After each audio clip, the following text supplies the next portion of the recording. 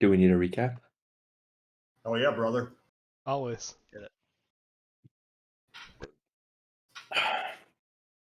All right. In the last session, oh, I gotta look at everybody's names. I don't know. Virus was knighted.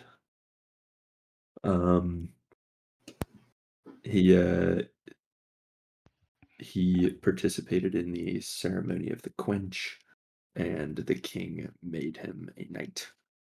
He was given a small hamlet on the southwest edge of the Dolphin Mountains. And he has been offered a position to act as bodyguard for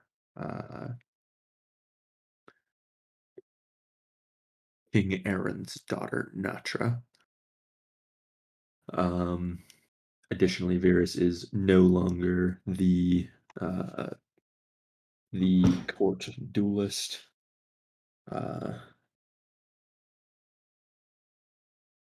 Think that covers him. And then we have Ray, who traveled after the kind of last wish of his king was communicated to him. He traveled with Princess Iso down to Mount Kimon, where she wed King Aaron, and Ray got them there safely, and has since been kind of slowly integrating with House Addershants.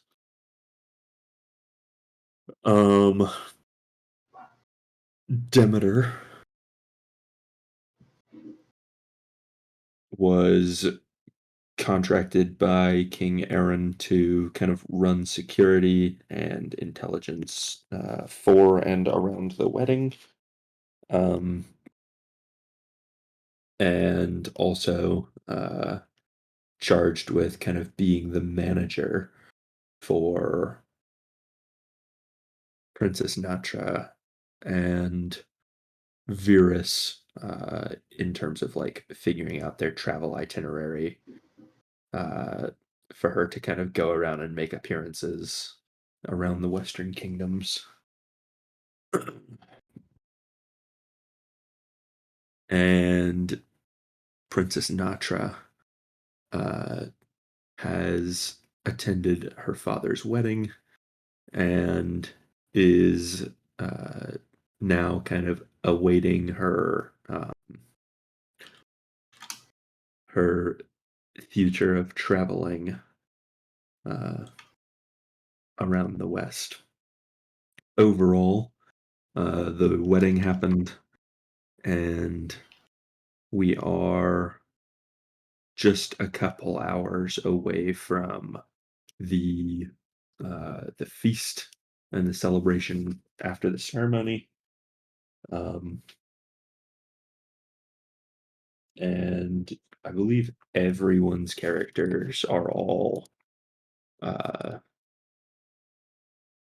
in the capital. They're all at Mount Kimon right now. Did I miss anything that anyone wanted to add in? I think we ended last session with Demeter and Virus speaking to each other. I think, and then Virus was gonna go somewhere, but I think that place that I said I was going would interrupt the mating ritual or something. You wanted to go talk to the king or the new bride, I guess. And they were like literally banging. Which is like, I'm surprised Randall encouraged that.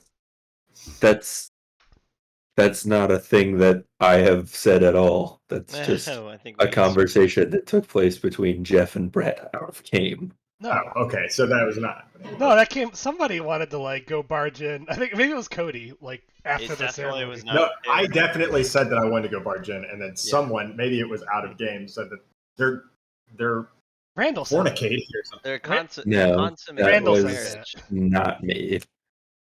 I never said that. I believe I said they were consummating their marriage. Ah, okay. Or maybe I said it was customary Hmm. that they consummate their marriage after the ceremony. Because Randall would have So actually we encouraged were- it, so that's actually a Yeah. good point. Because that's how it works in a Randall game. It sounds like something I would say. You guys are putting my words in Randall's mouth. Kinky. So what I'm hearing is Brett and Cody are facing each other, waiting for the first one to turn his back. Exactly. We just stare at each other and then we walk away from each other. You back while away? still facing. Yeah. When you go around the corner, you like keep your head so you can still see. Yeah, as soon as we like go around the corner, we're like, God damn it, I can't trust that guy. Just something I feel. You walk backwards all the way to your manor, like across the mountain. Yeah. We get not gonna binoculars get just the to keep our eyes on each other. Binoculars the whole way.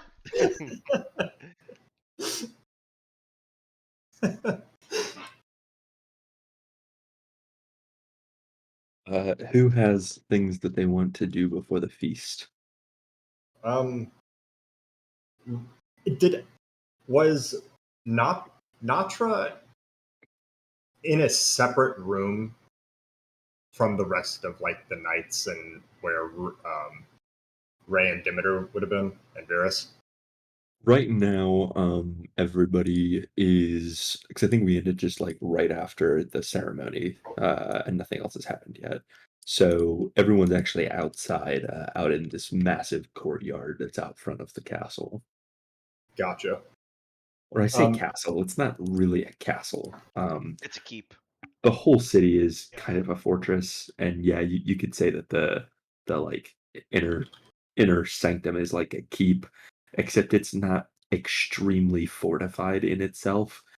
Other than the fact that there's like no windows and not much of any way in. It's more of just like a windowless mansion. It's really not very militant at all. Like it's not, other than like I said, it's hard to get into. It's not very defensible. There aren't battlements.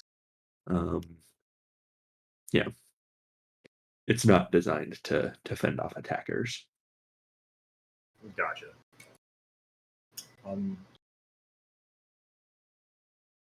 I don't think Varys has anything in particular that he needs to speak to anyone about.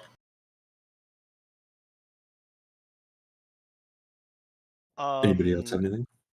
Ooh, Demeter. I will be. I will head to the kitchen to oversee the preparation of the food and drink. I thought you were To gonna say make sure- armory, and I was gonna shit myself. I'm gonna head to the armory to arm all of The my militant silencers. men. No, I go to the kitchen to oversee preparation of the food and beverage to make sure that the king's exact specifications are met. I bid farewell Awesome. to Demeter, though. Oh yes. Oh, I forgot we were. Hello, I forgot you were still here. How could you forget? We were staring at each other the whole time. My mind was elsewhere. I was thinking about poison. I was thinking about going to the kitchen to poison the food. Did I say that out loud? Okay. I bid you adieu. I give him a slight bow. I return the bow. All right. The kitchen, as it were, is set up outside at the moment, since the actual kitchen of the manor doesn't really have the production capabilities to feed this many people. So they have basically like this long row set up, and it's sort of a production line. And you can see they've got a pretty good system down. They've got animals being butchered and brought up, and then they're kind of being cut and dressed and then cooked and they've got like several different spits going. Uh, and then down the row, you've got people with these massive pots, like like big cauldrons, kind of boiling vegetables and taking the stock from the meat fats, and uh, it seems very efficient, very kind of well managed. There's this sort of plump, short woman walking around, and she seems to be in charge. And she has like this scroll, and she's jotting down numbers and things, and keeping track of their usage and their production.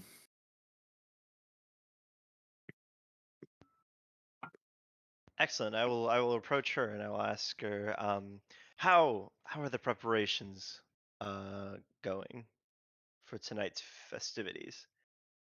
She turns and kind of gives this sigh, and seems like she's a little bit stressed out and a little bit overwhelmed, but not in like a can't handle it kind of way. Uh, and she looks at you and says, "Oh, as it always is, Mr. Crane. Just more work to do than workers. Hmm. Everything will be ready, though. Don't you worry." Excellent. And I don't suppose that anyone on your staff would wish to volunteer to be the king's personal food and drink tester. If not, I could select one myself. She gets this look, like she's worried that maybe she was supposed to have thought of this already, but clearly hasn't. And she looks around very briskly and says, "Oh, yes. Where did he wander off to? Yes, no worries, of course. We have a taster prepared." Excellent. And you see her like jot something down in the corner of the sheet.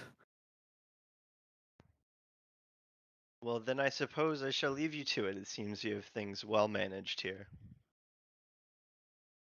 She gives you like a slight, very hurried bow and moves on and keeps going down the line, Excellent.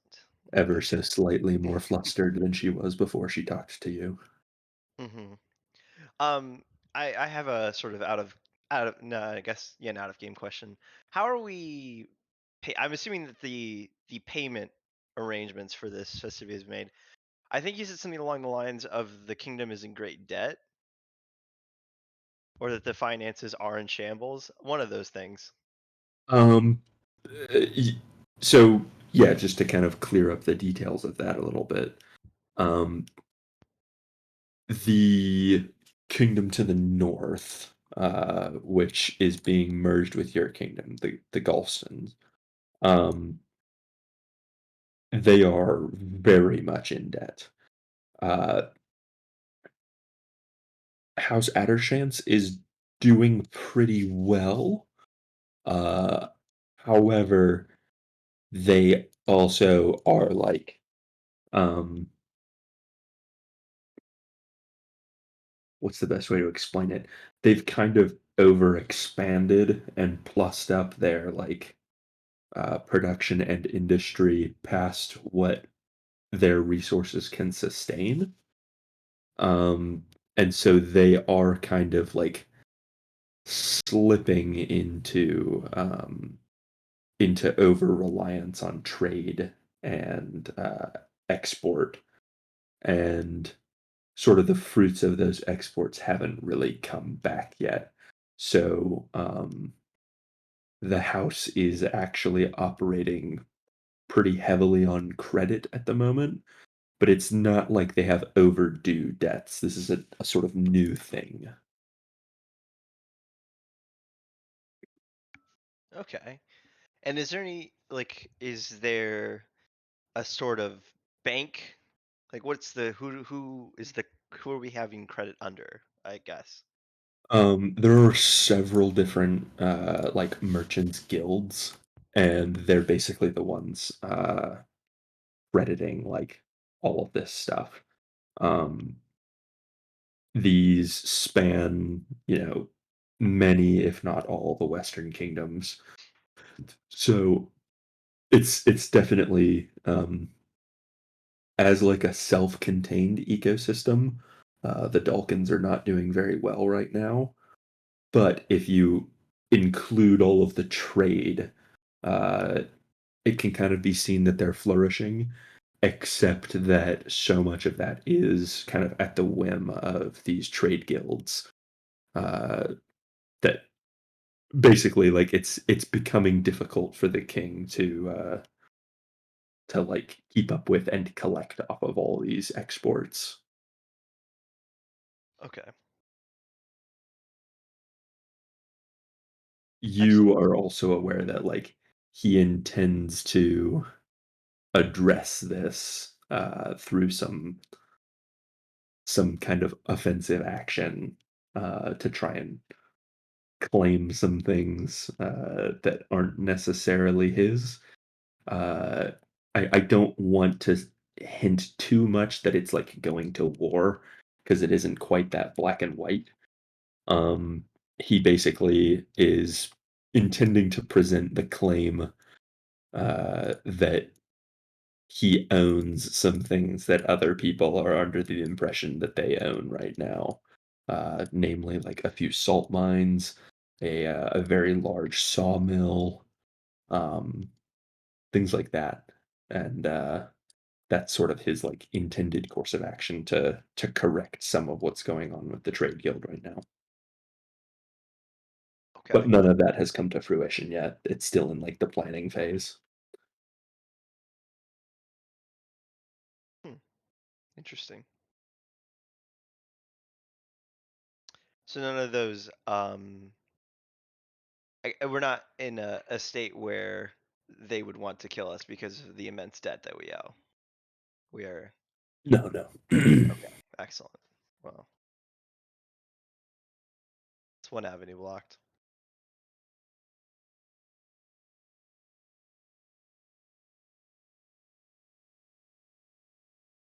Anything else before the feast?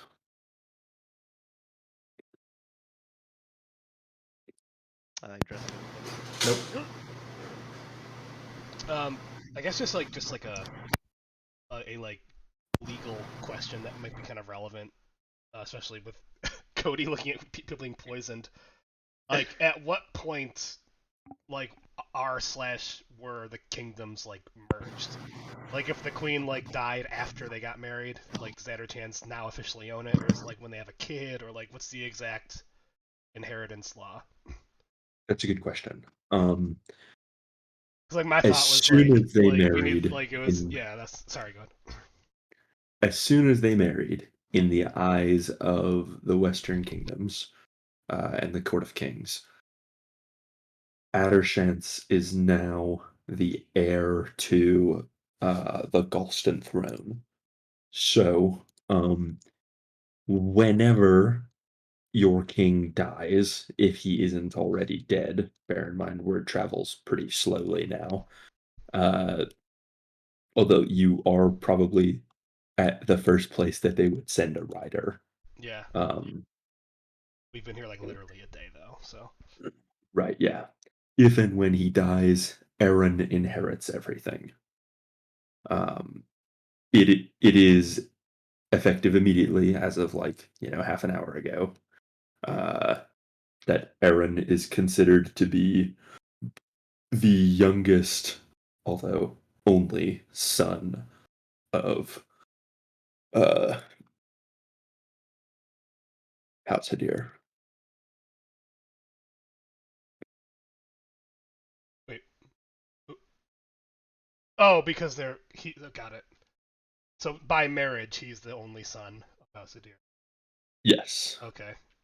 And for all intents and purposes, King Hadir was like on his deathbed when I left. Yeah, you have no reason to believe that he will live much longer at all.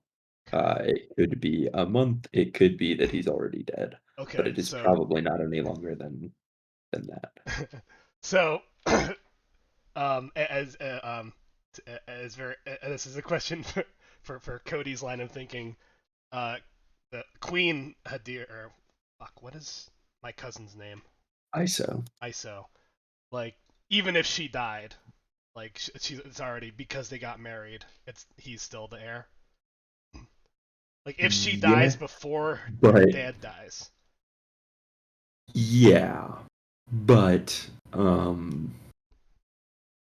that's like That would be contested. that is how the Court of Kings sees it, because that is how the laws of the How Court the of law is Kings written, work. but people would argue over it endlessly. That is probably not what anybody would agree with, including the Court of Kings. Like, probably every other king would contest that claim if she just happened to die right now. Got it. That's a little too convenient for most people. Okay. Just wanted to get that straightened out. Yeah.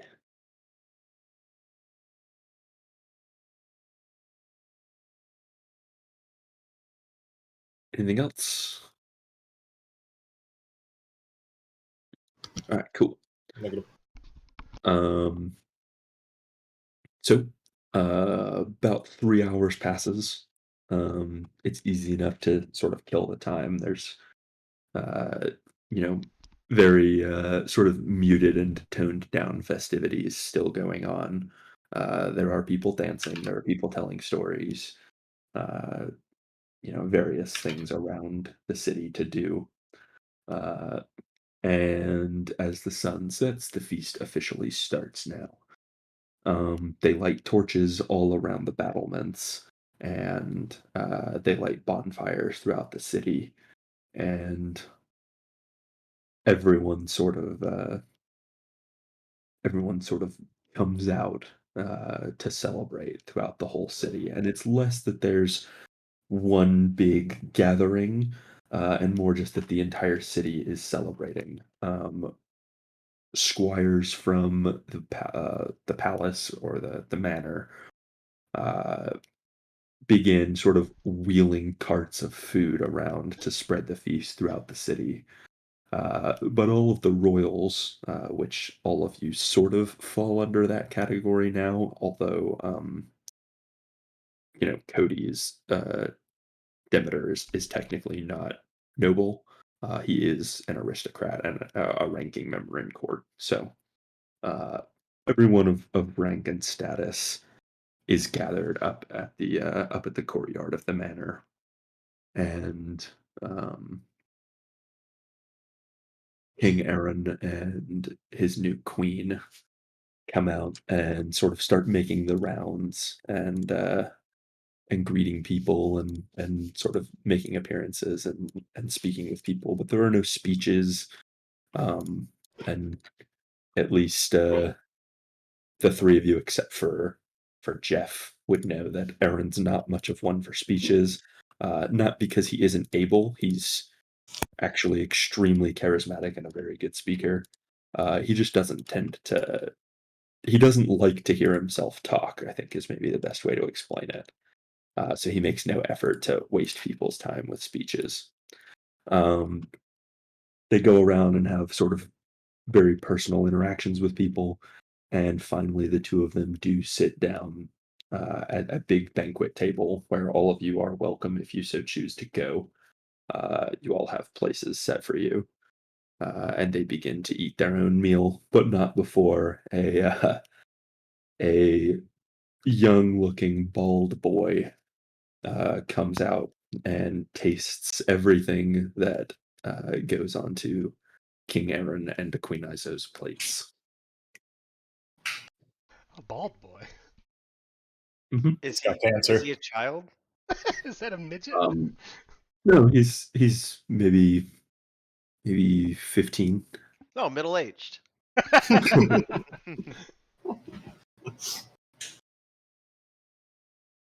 He's already sick.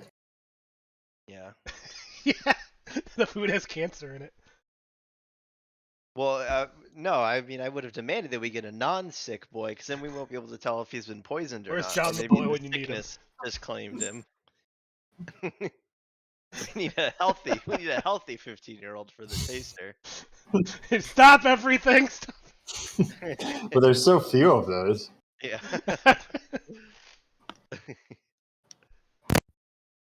He doesn't appear sickly. Oh, Excellent. Ah, Healthy young He's boy. he's just Oh, bald. boy.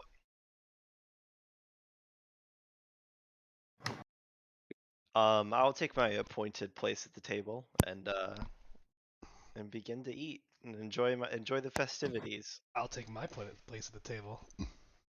Oh, who sits? Yeah, explain the seat Yeah. situation.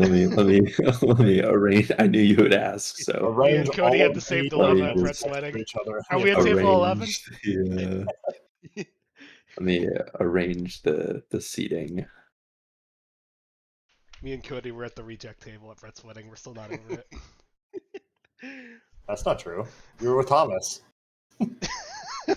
Like, in time, we learned to be like the biggest scumbag friend you have. We're at the last table. And that's not true. You could have been set with the photographers. That's sort of the seating arrangement. And just imagine that there's a big table that goes from Cody! left to right. Wow. Let me, I wave at Cody. I like how you used to be his best friend, and then you learned a seating arrangement. That's how we felt, Brett. There's Brett. I've been playing D&D for 7 years. I'll wave at him from across the room. How many miles away? 209 miles.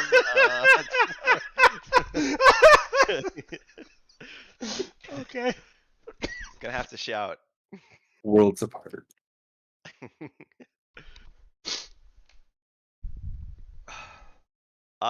Should I be offended with how far I've been sat away from everyone else?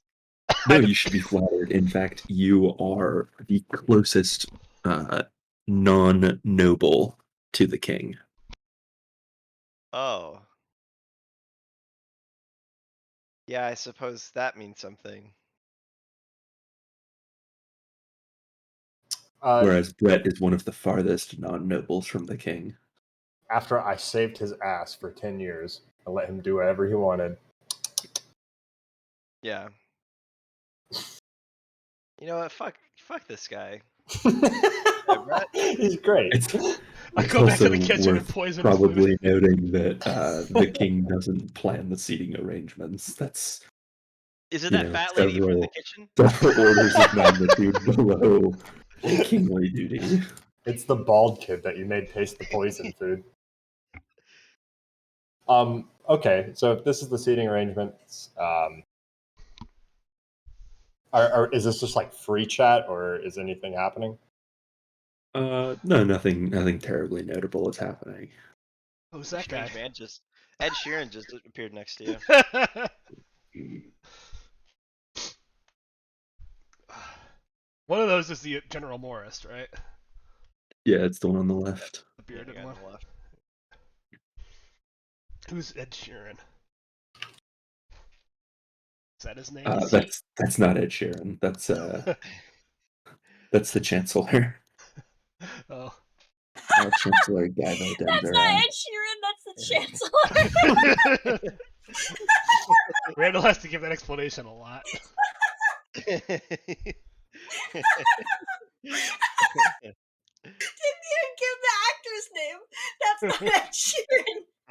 That's the Chancellor.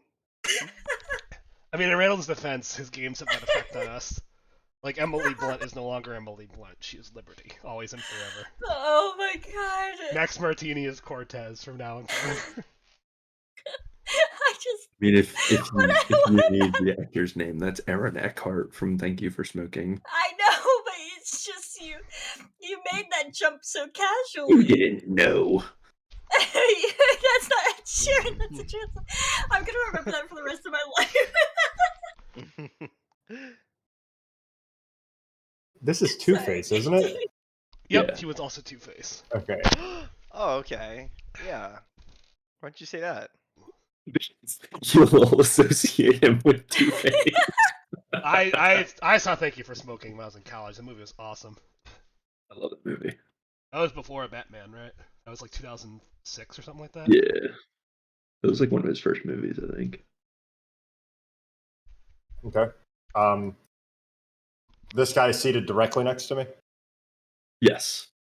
I would imagine I know something about him. What's his personality? He is how best to describe it? Uh, he's very friendly.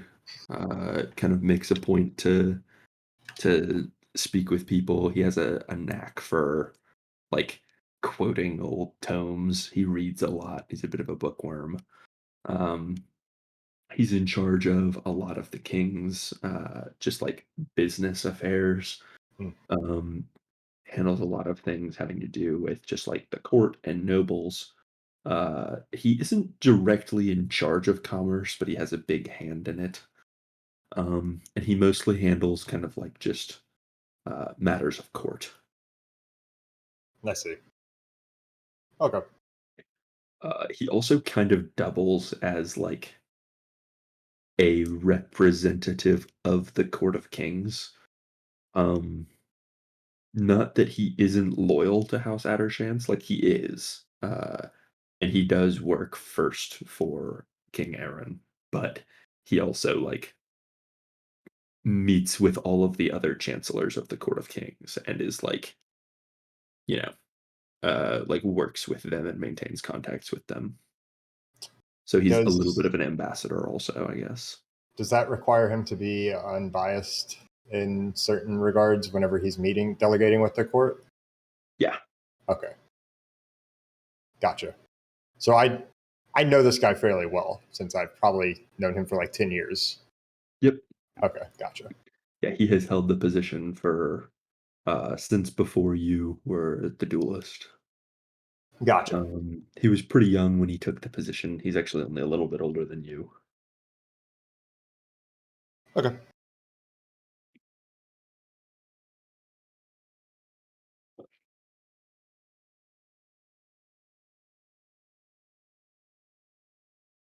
Is anyone doing anything during the feast? I think Natra basically just goes through like the motions of pleasantries with all the nobles, like asking them of their homesteads, just recalling basic information about them to kind of use uh to show that she's interested and polite and cordial and things like that. Just going through the motions, Okay. keeping the I nobles should happy. I should Whoa, also she's bring massive. your yeah, I don't know why it doesn't like standardize the size. Roll 20 used to, and it just doesn't anymore for Oh, is some that her reason. sister? Yeah, Yeah. that's your sister. Didn't she have two sisters? I don't think loyalist Yes. Yes. matters right The now. youngest one is a child and doesn't Totally really Doesn't seem matter. particularly tokeny. Once an older one dies, and they all move up one slot. Yeah, that's true. That's exactly how it works.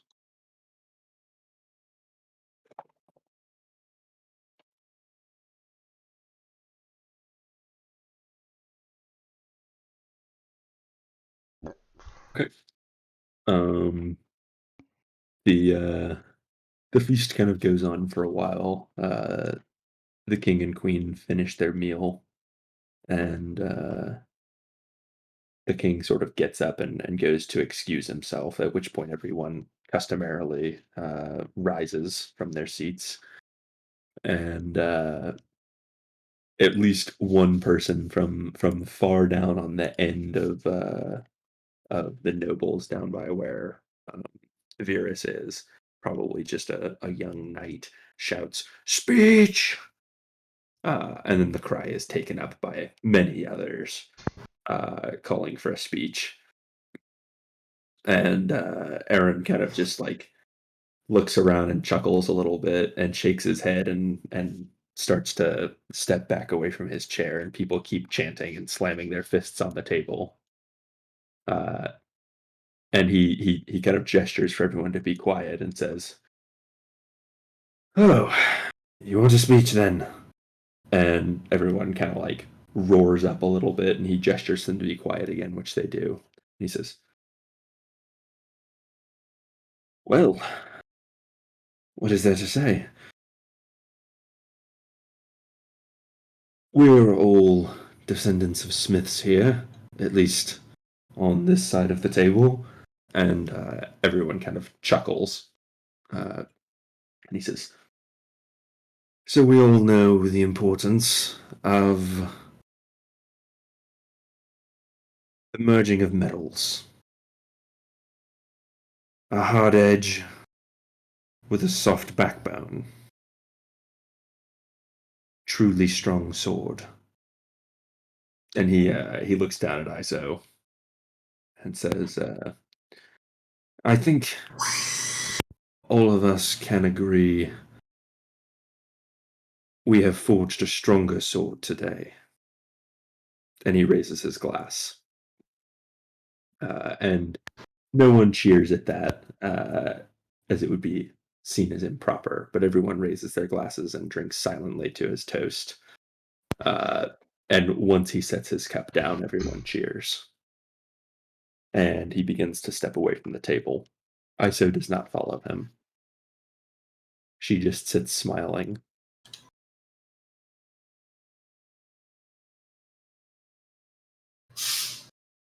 Is he leaving the room? You're still outdoors, but yes, he's Oh. leaving the immediate area. Oh, is if Virus could see me from all the way down here in the boonies, I would kind of gesture towards him to go follow him, go get him, go with him. As you look down at me, you've noticed that my eyes haven't left your Staring at your each other. person the entire time. He's got a knife. Doing the Sure. Charlie Stay Off from Always Sunny. Sure. As you kind of like look at me as everyone is like drinking and going back to their conversation is like walking off, maybe I'll kind of like take a sip from my wine and I'll stand up and follow him, still holding my wine glass. Okay. Ooh, I suppose that's the question. Are you like always wearing your armor, or have you Yeah, is this a Blizzard armored game? down for this? This is not a Blizzard game. Nobody here is wearing armor or about- armed except for the knights who are not participating in the feast, who are like just kind of around to keep the peace. What about Virus? You're saying Virus is unarmed and unarmored? Virus would have his. Let me see if I can find a picture of one. There are ceremonial swords that the knights always have with them. I think what it's called. It's like a pent something, penta something. Uh, Italian 5 main sword. Cincadia. I was way off.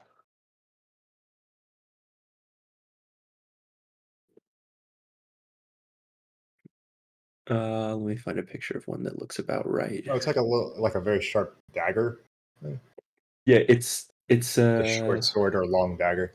yeah, exactly. With a very wide blade at the base, That's and really they're cool. very like decorative and fancy. Let me see if I can find one that looks like what I would want the ones from this to look like. Um,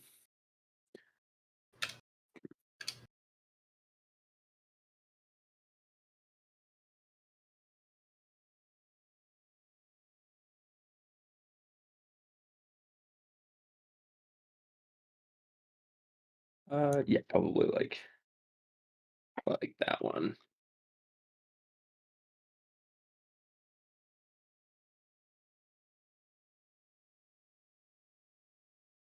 Okay.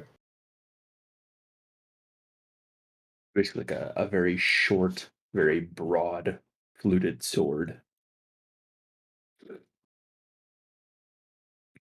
They're sort of decorative. Like you could definitely fight with one, but that's not really like why you carry it. It's like it's a piece of the outfit more so than a weapon. It's a statement piece. Yeah.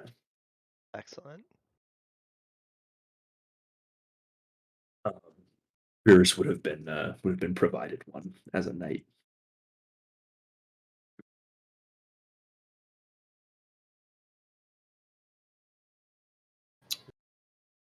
Yeah, so I follow Demeter's wishes and take after the king. Okay. At a matching pace to his own. Okay. King Aaron just kind of walks around and greets a few other nobles who weren't at his table, sort of paying them his respects. Uh, Nothing terribly interesting or exciting happens with that. Mhm. Um, After he's gone, a couple of minutes later, unless is anybody doing anything after he leaves back at the table? Nothing of note. Nothing. You don't talk to your sister that just got married? I mean, not No, noteworthily. cousin. It's not your sister, is it? It's Cousin. your My cousin-in-law. Yeah. Wow. She yeah, the queen stands up and everyone again rises from the table and she looks almost caught off guard by that and like looks around for a second and looks down the table at everyone just like standing up looking at her expectingly and she gives like a little slight bow of her head and starts to walk away from the table and everyone just sort of slowly sinks back down into their seats. And she goes toward the manor.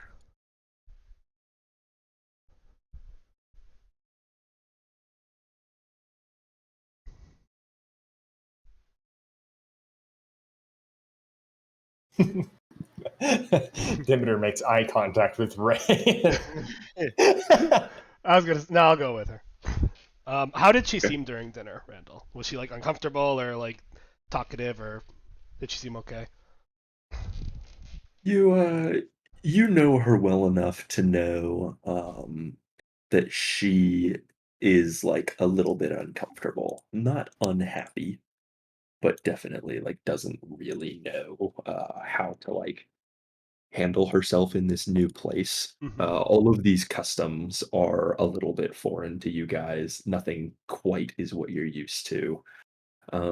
Even just the way that like people shout at the king to give a speech seems probably very inappropriate to you. No one would ever like yell at the king uh, back in the Gulfston Desert. Um, that would get you in quite a lot of trouble to just like speak up and yell at the king to give a speech. Like heckling from a crowd or some shit. Right? Yeah. Uh, Aaron's whole demeanor doesn't really seem like that of a king. Not that he isn't like clearly confident and in control, but just that he doesn't have that like air of superiority that royals are supposed to. And Lady Iso seems to be a little bit unsure of how much she should or shouldn't behave that way. Um, where if you think like, you know, her whole life basically, she's been very disconnected from everybody and has sort of you are aware of this has sort of rebelled against that and been like more involved with the commoners than royals are really supposed to. Now it seems like she's maybe in a little bit of a shock that like that is now expected of her. It seems to come less naturally to her. But all that may change with time. I mean, you just got here. Okay. She doesn't seem unhappy though. All right. So I'd catch up with her, and She notices you yeah. you coming behind her and kind of slows down to meet you. Well, that was expectedly unexpected. How are you getting She, along? she chuckles a little bit and looks around and you see that a lot of people are sort of like watching you guys and like maybe sort of starting to approach as though they think that they should say something, but they also don't know if they're interrupting. Um, and they're sort of all like looking around to each other, like, what do we do? And the clash of customs is very obvious at this moment. And she just sort of looks at you and says, "It all feels so foreign."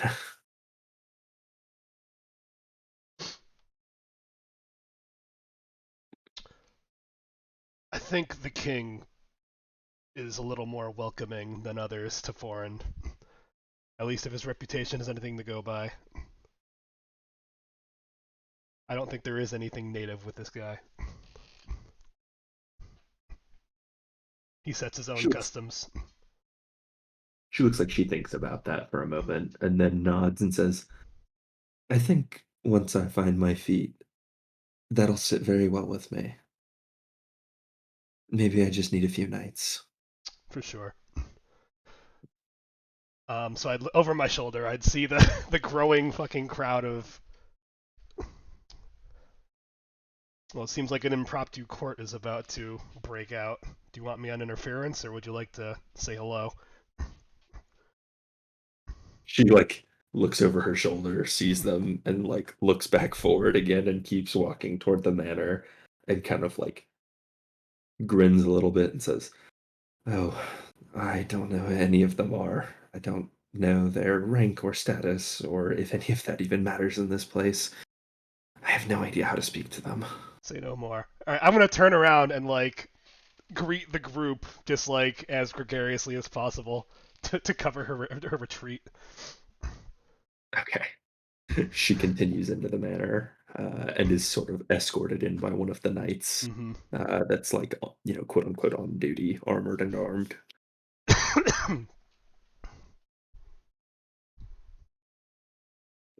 People seem, you know, a little bit concerned at first at your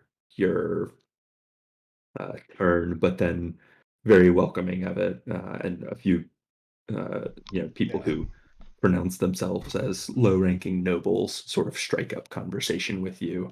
Yeah, it's not Uh, totally unwarranted. I'm still trying to meet everybody, so. yeah, exactly. Um, a noble woman asks, "Is the queen quite all right?" Yes, a bit of culture shock, but that's to be expected, surely.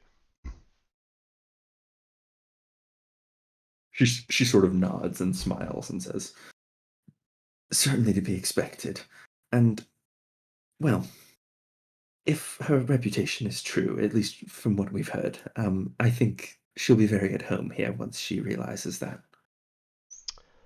Couldn't agree more.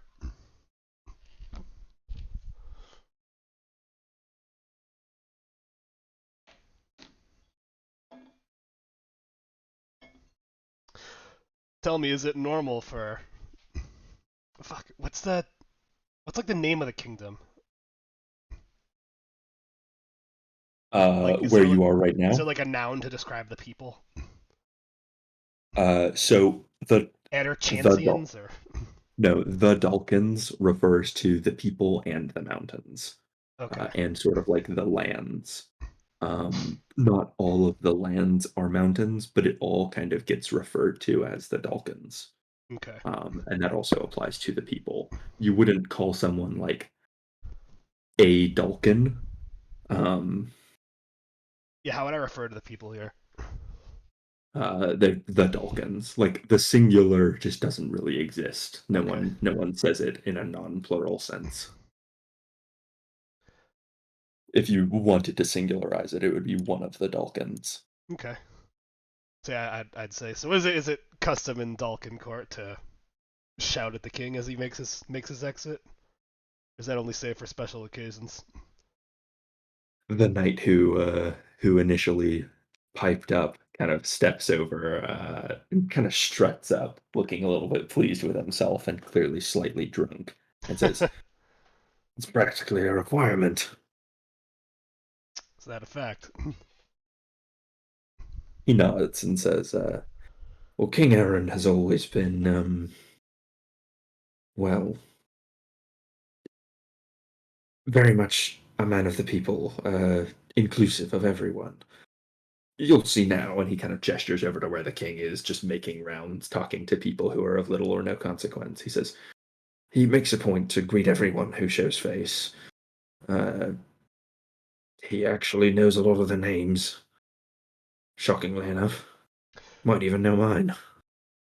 I'd give him a. No, I guess I would ask.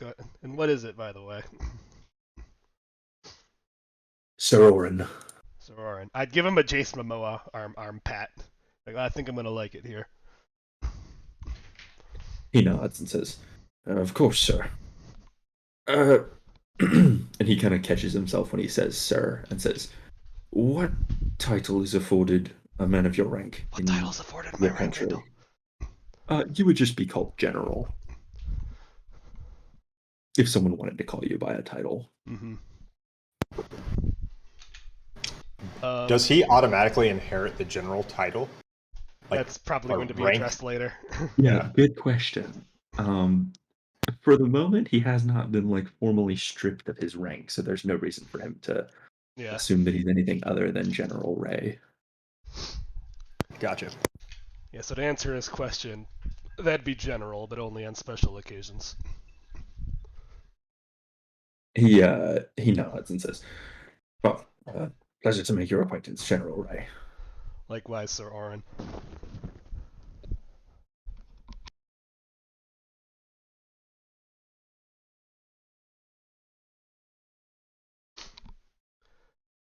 Yeah, and then I would keep circulating once I've sufficiently covered her exit. Okay. As you make the rounds, General Morris kind of steps up alongside you and just sort of gets into step with you and starts nodding and smiling at people and waving, and then says, and how are you liking it here? If I said more than anticipated, would you believe me? Yes, I think my first days in court I would have said the same thing of myself. I like all the shouting, it feels more natural. He smirks and says, yes, well, his father wasn't that way. Not very much, at least. Or so I'm told. I'm not nearly old enough to know for certain. King Aaron has been ruling for my entire adult life. Yes, it hasn't won him any popularity contests at court. Or would we just call it the Court of Kings in passing, or how would that work?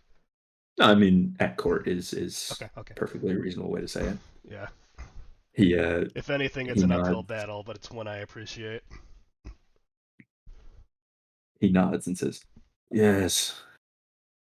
Many think that he illegitimizes the title of king.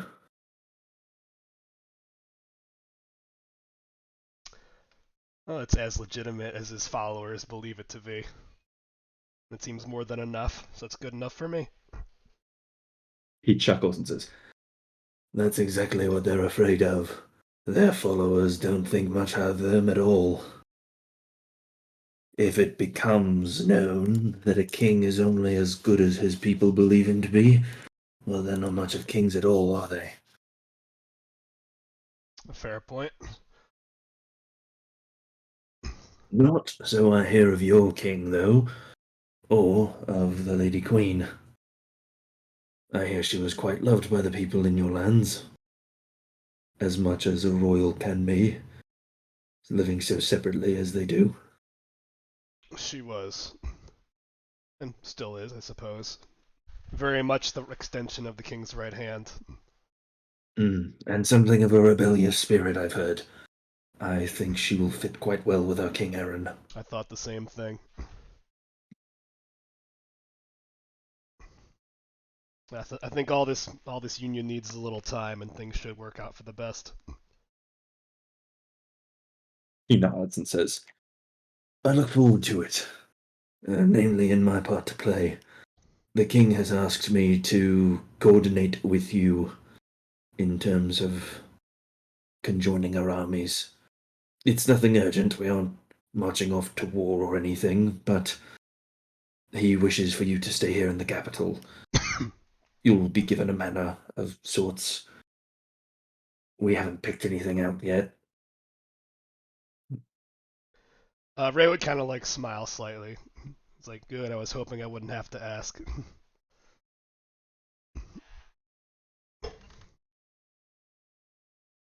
So should we meet first thing in the morning and get to it? He nods and says, I wish it as much as you. Superb.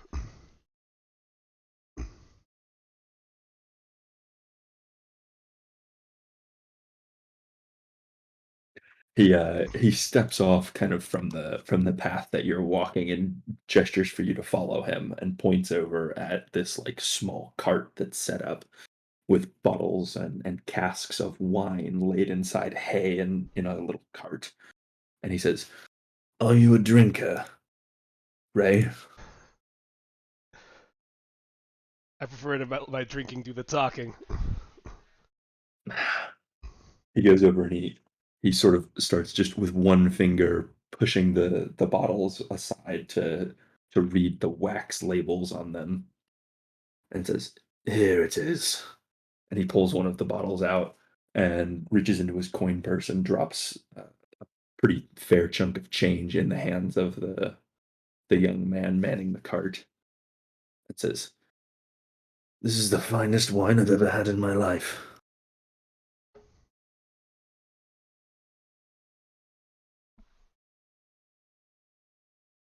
I'll take the bottle and look at the label. What does it mean anything to me? it says 1039. Let me look up the name.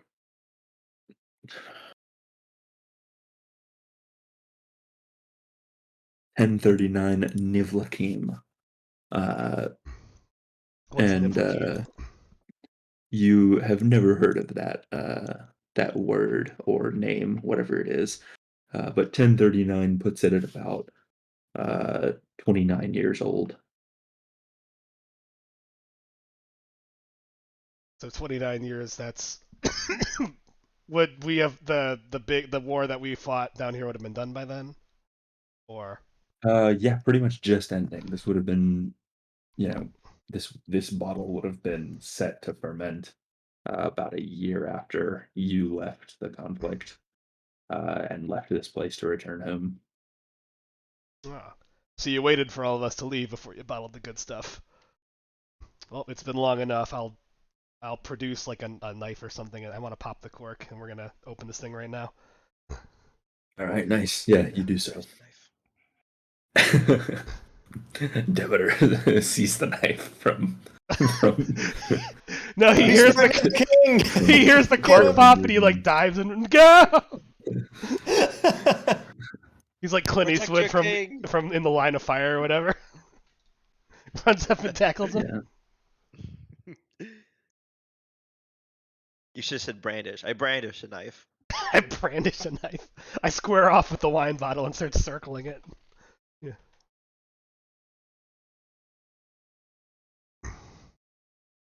Nice. Me and Morris drink the good stuff. It is very good indeed. It tastes like it might have honey in it. Can I reasonably assume that Dalkin wine is probably, on the whole, considerably better than Galston wine Um, for like all the crazy Probably, desert yeah. people?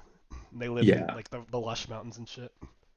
Yeah, I think that's a fair assumption. We drink like camel milk and shit. They make more like grain-based alcohols, Ooh. since that's most of what they're able to grow. We like mead and shit. All right. Yeah, mead, beer.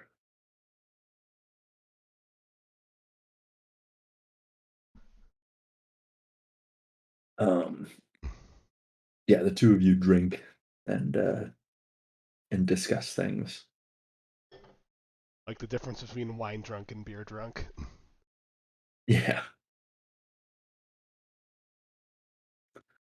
Um, Demeter, You are approached while you are still at the table by your associate.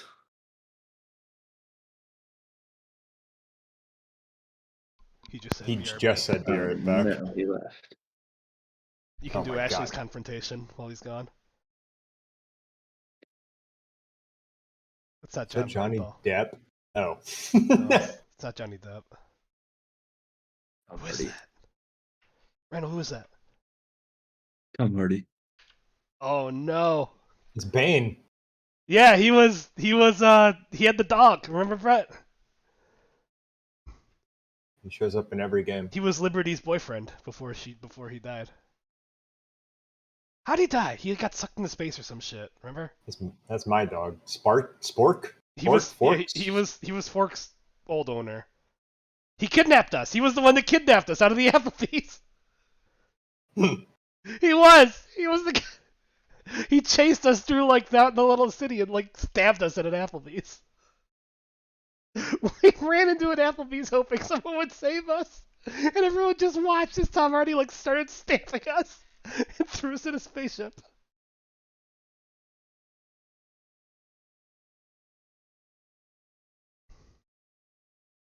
All right. Um,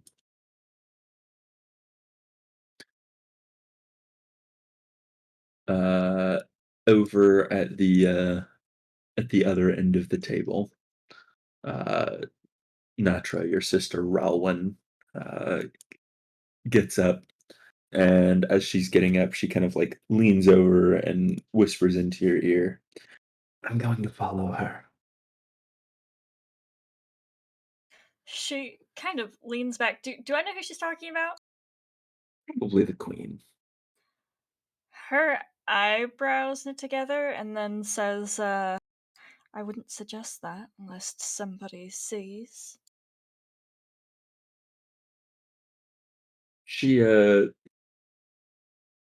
she like hesitates for a second and then leans back down and whispers, "I want to talk to her while she's alone. I might not get any other opportunities." Demeter's She ears kind perk of, up. yeah, she kind of shrugs and she goes, it's not as though she's going to die. But sure, if you must, just make sure you go quietly and with grace. She kind of lingers for a second and says, "Whatever you say," and then pulls away, and starts walking toward the manor.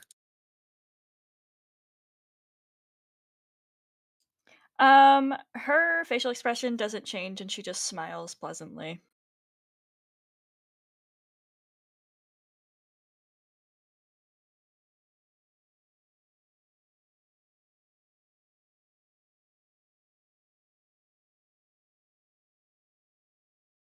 Cody back yet?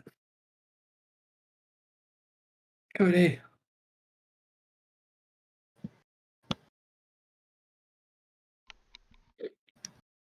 He's lost. Mm. Uh, as you sit now, basically abandoned by all of your family, uh, the the knight, who you don't know who he is, but we recently learned that his name is Sir Oren, uh, comes over and kind of steps up and stops about 5 paces away from you and gives a very low bow and holds the bow until you dismiss him from it. Yeah, I think she dips her head and says, come forward. He steps up and says, "My lady, my name is Sir Oren." Orwin? Sorry, Orwin or Orin? Oren, my lady. Orin. She doesn't say that out loud, you motherfucker. Sir Orin. Pleasure. Have you enjoyed the festivities and ceremony of the evening? Very much. And have you? But of course.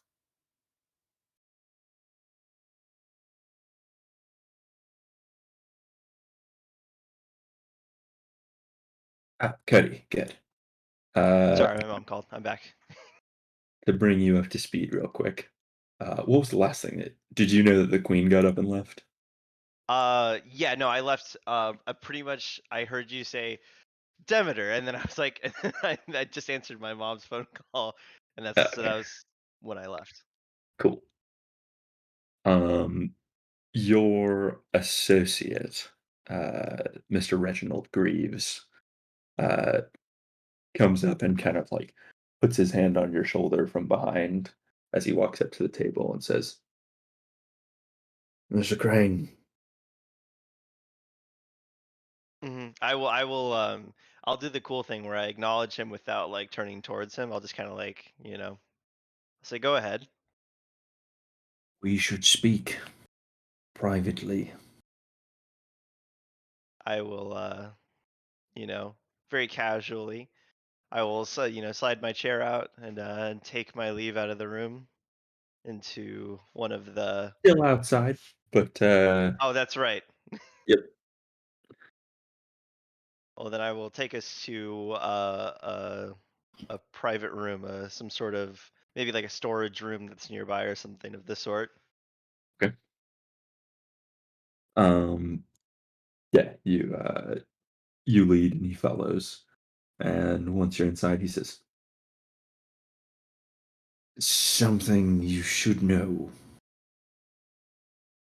Yes, go ahead. The Gulston troops who came with the Queen, they're boarded around the city, just sort of here and there, anywhere that could board their horses, mostly. Well, you should know many of them appear to be congregating. Hmm, that seems only natural. I'm sure that they don't know a lot of people around this part of town. Are they congregating in a way that seems suspicious? Arming themselves, preparing for something, maybe? He just very frankly nods and says, armed and armored and with their horses. I That don't know does their seem customs. suspicious. Perhaps they intend to put on some sort of display. Um, did I see the arrival party when they arrived? Because I know, so I'm good friends with Ray, or me and Ray fought together in the war or whatever. But did I see them come in? And I know about the other general that he came in with. Yep. Okay. Well, I will describe the other general, or I'll say his name if that helps at all. Be like, is this man with them He by shakes his chance? head and says, I'm not certain, but they do have some ranking officer organizing them. I would have Interesting. thought nothing of it, except that they seem to be doing it deliberately out of sight. Hmm. Interesting. I will I will speak with the would it be the chancellor or is there like a captain of the guard that I would speak to on the matters of security? The Chancellor would be a perfectly normal person to talk to. Okay. Um, you could also go to like the watch captain, but uh, that guy is not really allowed to make like big sweeping decisions. He could just Hmm. like, arrange the guard. Yeah. Um hmm. Well then, take a couple of the boys, try to create some sort of obstacle to them breaching this area in the event that they do try that, and I'll see what I can do about getting some more security and maybe even figuring out what's going on with this situation. He nods and says, I'll reposition a few carts, light a few more bonfires. Anything to slow All him of that down. should go unnoticed and create significant issues for horses moving. Yes, excellent. He starts to step out and then stops and says, Oh, and Mr. Crane, Yes. before you take any leave, come and speak with me again. There are some more minor matters that we need to discuss about insubordinance within our own ranks. Of course. he nods, and goes out to mobilize some carts and light some bonfires. I will go back out.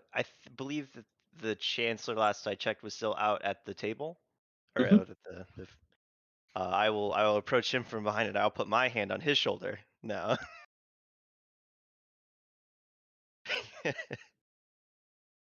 There, Chancellor, there is a matter for which we must discuss in private. He stands up and says, "Oh, well, let's discuss then in private." Does he take me somewhere, or can I take him to the storage room of revelations? Uh, I think he just You he take just him kind to a closet. of you got him with it. Yeah, you take him to a bathroom. You open the door, it's dark, he goes in, you go in behind him, drawing a knife and close the door. I brandish a knife. He just kind of walks you over to a clear area in the courtyard where no one's quite in hearing range if you speak lowly. Hmm. Then I will speak in a whisper. Um, I've recently been informed that it appears a couple of the are they called the Galston? Galston? Galston? Yeah, G-A-L. the people would be the Galsts. Gals. So the Gals Knights or Galston Knights? Galston Knights. A couple of the Galston Knights, the Galston forces are amassing, it appears, outside of the keep.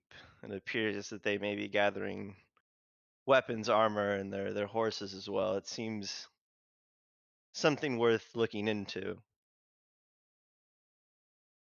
He does actually look a little bit confused and concerned by this. And he like looks around for a moment. And you see him kind of like taking count of all the ghosts that are here. It's mostly just the higher ranking ones.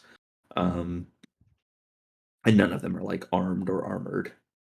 And he kind of looks around and thinks for a second and says, "Well, I think they would have told me if they had any plans, but, well, maybe I should speak with the general. He's just over there." Is it the one he's referring to, General Ray, or the other general? Yeah, Ray. Okay. Yes, let's go speak to General Ray. He, he kinda, like, swooshes his cape over one shoulder and walks over Wait, to he has a cape? yeah, he has a cape. He has to Do I die. have a cape? No, wait, okay, wait. But Do does he have like one of the cool capes that like just drapes over like the shoulder? yeah. A one shoulder cape? Oh no. Yeah, that's what my It's guy the has. fucking weebiest Virus shit has ever. it too. I can't take this man seriously if he comes to me with a grievance. Like, be like, you're wearing a costume. Get out of here. All of you are wearing costumes. All right, let's confront Yeah, I'm General wearing Ray my about armor. his plot. Plot's unfolding right in front of his eyes. Let's confront him about the plot. Um, yeah. The chancellor kind of leads the way over to General Ray. Uh, Ray, you are happily drinking with General Morris and sharing stories and ideas and everything. Um, And the chancellor walks up and says, "Generals, enjoying your night, I presume?" Never a finer one. Here, try a cup of this, and I extend the bottle. He Chancellor. graciously accepts and says, "I shall." And he looks at the label and says, "Ah, a good red." And takes a long swig and hands it back and says, "General Ray, forgive me for inquiring about your business, but when it is in the city, it is my business as well. I've been told that your knights are amassing with arms and armor and their horses in a tucked away part of the city. Was there some ceremony you had planned? We should have discussed this originally." I'm assuming this is all news to me And right you now. have no fucking idea why they would be doing that. This was not part of the plan. Okay, where's my boy? Where's the other guy? The guy that I don't like. Is he at the feast? Good question. You have not seen him at the feast. Okay. He would not have been seated with you, probably. Okay. Um, it was very few people who were like invited to the table. Only about 60 people. So, like, the vast majority of those seats were filled by, the king's invites. All right, and the feast is in the evening, right? Yes. Yeah, Okay. it's like at the very end of dusk getting into night. Okay. Because, and this, I'm internalizing this. My other thought is maybe, did I know if Danya, was his name fucking Danya? Was that Danya? Is that the name I'm reading? No, Danya was Diran. actually, yeah, Diran, that is his name. Okay. I know I wrote down here with the intention of like, this is my life now. That's just what I assumed, but um, I was the only one asked to come. So would it have made sense for him to be going back? And would this sound like they're getting ready to leave? That's like my first thought. I don't know why they're That leaving at night. is very plausible. Uh, it Is there is any a feasible reason for them to weird, leave at night? yeah, it's weird timing, right? Okay. Probably whatever went into that decision is something that you just aren't aware of. Okay. And then within, like, how many people all rode down, like, total? Like, my retinue and his retinue. I think I said that it was like, I think I said it was like 120 or something. So, like, each of us, like, had 60 of our own dudes, give or take? It's probably like 80-40. Like most of them are yours. Okay. About how many have you observed? Uh, the chancellor just turns to you, Demeter, for that answer. And we'll say that Mr. Greaves told you it was something on the order of about 50 or 60. 50 to 60 men is what we observed. I've given no such order, though one of my colleagues did ride down with me, General Deeren. He's the only one that would have the authority to put together something like this. All the And same, is if this you. is Oh, this cause for concern? Have they? What's going on exactly? No, no, no. More just trying to find answers to our questions.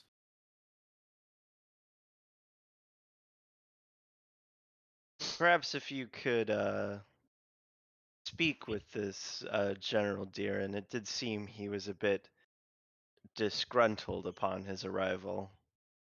I just would hate for something unpleasant to happen on this special day. Well, he's generally always disgruntled, but That's funny. we have a way of talking to each other. No, you're right. I think this warrants my presence. I'll finish my glass and then I. Where were they seen? I will point him in the right direction. Do you go with him and lead him there? You know the exact location. Yeah, you know what? Yeah, I'll go with him. I Okay. will go with him. Okay. The chancellor just kind of gives the two of you like a nod, like I think you guys have this now, Mm-hmm. and he I goes back to fulfilling his other duties.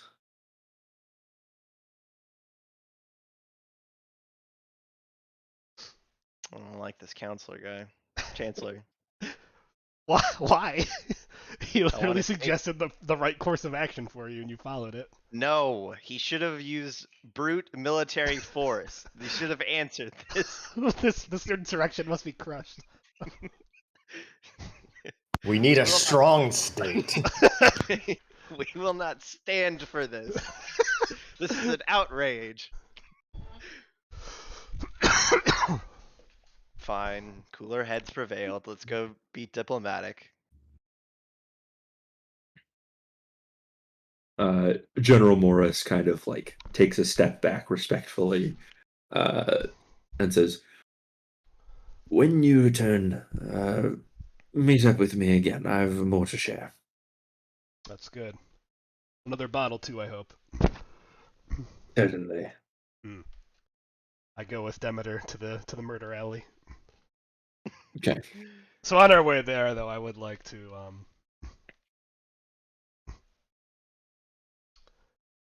yeah. So didn't really get to hear the answer to that question, though. You've come far, haven't you, Crane? Since we met last. Yes, so it would seem. I mean, some of us did have to work for our station. I kind of, take a jab at him. Laughingly, jokingly. Were I halfway more sober, I'd get on a soapbox at that, but I'll spare you. Yeah, I think Jeff, where you're from, someone of his station saying that to you would be seen as like very inappropriate. With everything you've seen the last 2 days, maybe that's just normal here. Mm-hmm. There's also that, and very much, I think General Hadir tried to, probably with some amount of friction, like push that kind of camaraderie, though. Yeah. That's why he's been very broy with Morris. Like, I think that's like how he tried to do things up north. But yeah. Cool. So was it just a friends in high places situation, or is there a story there? A little bit of both. Just took what little money I could earn and invested it in the right ways. And just built my way up through there. Eventually reuniting with our mutual acquaintance, King Adderchance, and the rest, as they say, is history. Well, that's good enough for me. You'll forgive the awkwardness of the meeting. But all the same, I know how the game is played, and someone with your skills, you were a good sailor, Aye. and I think you'd be of value in a game like this. Now tell me, what's the situation? The situation specifically referring to your, well, yes, your men, I suppose, outside the walls. Mm-hmm. Well, it's not usually a good sign. Men don't usually leave at night. I had no intention that they'd be leaving, especially this early. So, them saddling up, armoring up, grabbing their weapons, really could only it'd mean a very few things, all of which are relatively bad. And who first reported this? That would be one of mine, one of my contacts, one of my little birds. At this point in your walk, you've made it outside the courtyard and are now walking through one of the streets in the city. People are feasting and enjoying themselves.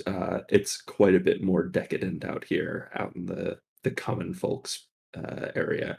Essentially, everyone is drunk and sort of staggering around. Uh, and as you make your way through this street, Demeter, you're coming up on the little like square where Mr. Greaves told you the ghosts were forming up. Excellent. Uh, Demeter, you're expecting this at this point, but Ray, you notice that there appear to be some like pretty strategically placed carts, um, like Strategically around placed the cards? square, uh, to sort of block like a horse charge. Um, they're placed in a formation. If you think like basically, if I just draw it real quick, it would be like, if this is your street, there's like a cart here, and then a cart here, then a cart here, and a Yeah, cart here. So nothing's blocked, but you have to like weave through it. it's a Okay. tower defense, Um, It's, yeah. fortification.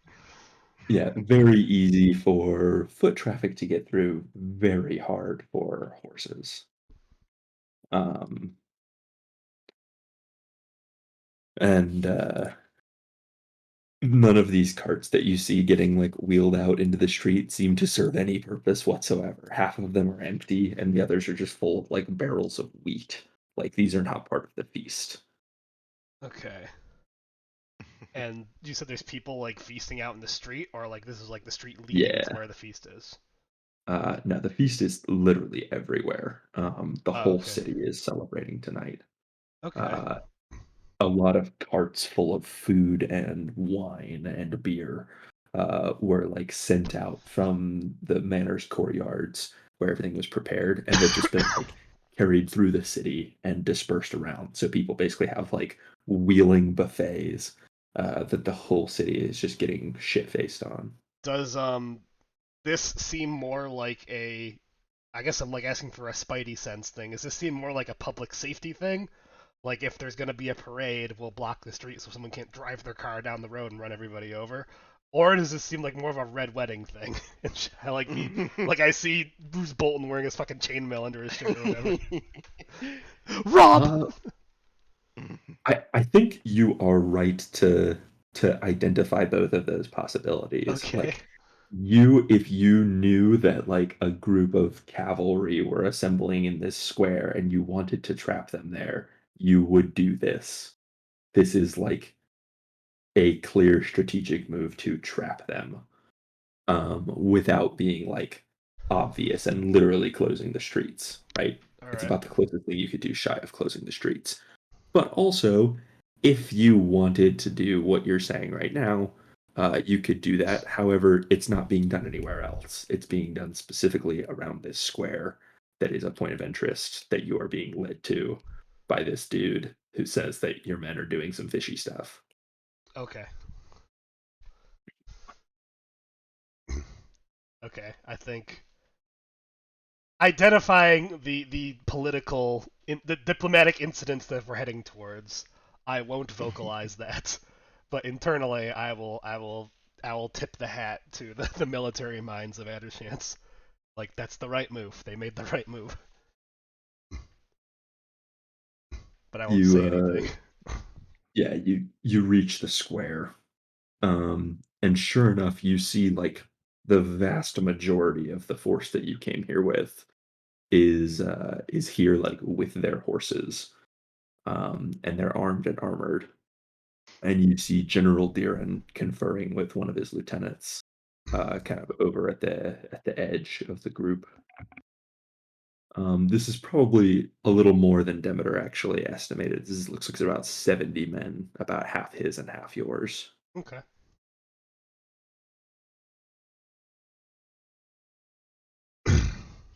Yeah, I just walk right up to General Deeren. He he sees you coming up and says, "You hear the news?" News is one way of putting it. Rabble's another way. You've turned a few heads. He looks like he is just boiling with rage, more so than usual. At And my comment or just right now. no, just already. But he Okay. seems also upset by your comment. He says, "So you haven't heard the news? No. The king's dead. A rider came in." They informed King Aaron. He said, we'll keep that under wraps for tonight. Better not to spoil the festivities. Did I hear him say this? Did I hear? Am I within? Am I? Did I Ooh. approach with him? I guess would Dirin have like reined that in? Even if you did approach with him, he still would say this. He's not a very tactful person. All right. I think it's more fun if Cody's there, so we can let him. Yeah. Well, then when he makes this comment and he, he says that King, whatever his name was dead. Sarum. King Hadir. Excellent, Sarum. yes. Sarum. I will make the comment, long live the king. It appears that we're all united in this front now. He looks at you and just kind of looks you up and down. And like shifts his eyes back over to Ray and says, "No, we're not." Ceremony notwithstanding, he has a point. Why do you say otherwise?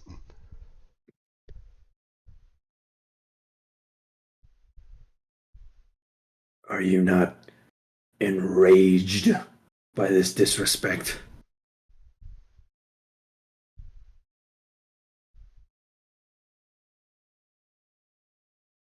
The Lady Iso does not even know of her father's death. I'm leaving. I won't serve this fucking king. Is okay, is that just fucking trick? Did he just say he's like going to Yeah. commit to treason? Yep. That's desertion. Yeah. You realize the ramifications of what you've just told me. I've signed no oath to him. You signed oath to a crown, and that crown now rests in the head of the man up that hill.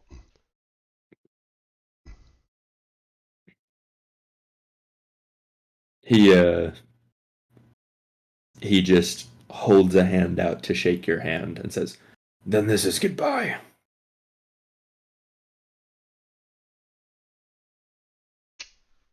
I'll begrudgingly shake that hand.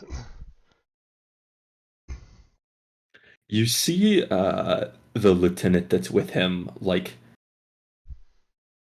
lean out from behind him a little bit, and you see that he has his hand on the hilt of his sword. The lieutenant does. And Dirin just shakes your hand and then turns away and goes to get on his horse. So is he like making eye contact? Does the guy who has his hand on his sword like? I guess the impression I'm getting is like, is he kind of like looking at me? Yeah, he Okay. eases off a little bit after the Okay. handshake Then is over. addressing that, I will kind of say rather obviously, out of respect for time served, I'll give you a head start. But you know what happens the next time we're gonna cross, if this is the way you wish for this to go. Dirin mounts his horse and doesn't say anything else to you.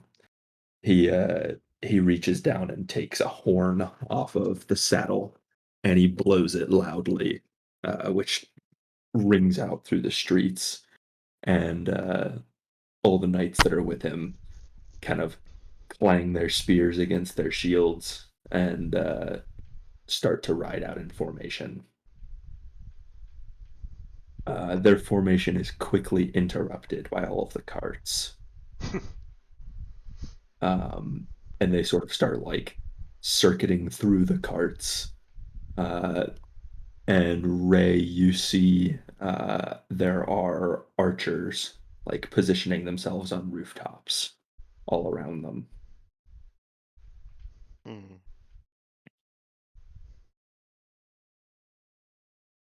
How far are we from the main gate, or from the gate of which they would exit? They're about maybe a mile, which will take a pretty long time to get a whole troop of like 80 men on horseback through a mile of crowded streets. Mm. Interesting. And I presume that the gate would be open. Mm-hmm. Hmm. I'd Could look. I? I'd look at Devin Yeah. and be like, I have no authority here yet. Well, it would appear that I do. Um, and I'll gesture like one of the, one of the people off facing to the side, one of my people, and I'll gesture them towards us. Yeah. A guy who appeared drunk off his ass moments ago just stands up straight and walks over. It's fucking awesome. Send a He's got runner. the homeless guys from John Wick. Seal the gate. These traitors will not be going anywhere. Oh my god! He nods and he takes off, Cody's been waiting for running years. down a side alley. Um, just to make sure that we're like on the same page about everything. Uh, the guys that work for you are not like the king's men, right? These are just like Yes. your mercenaries. Yes. Um, so you are very much acting like on your own right now. Correct. If you wanted to act, you know, like as a member of court, you would have to go through like one of the other officers of court, like the chancellor or the general or someone like that. Of course. Uh, so your man runs off to presumably go like sabotage the gate basically and break it down. The archers, are those mine? Yeah, they're mercenaries. And it's not like hundreds. It's like, maybe 8. Yeah. Hmm. So Ray, how do you imagine we should deal with these rabble rousers, these people who do not wish to serve their new king? You were a general. You acted as a man of, I'm sure, great honesty and dignity, but also a man of punishment at Is times. treason not a capital offense in the South? I'm afraid that it is. But a lot of those men, those boys, are just following the orders of somebody who is, misled.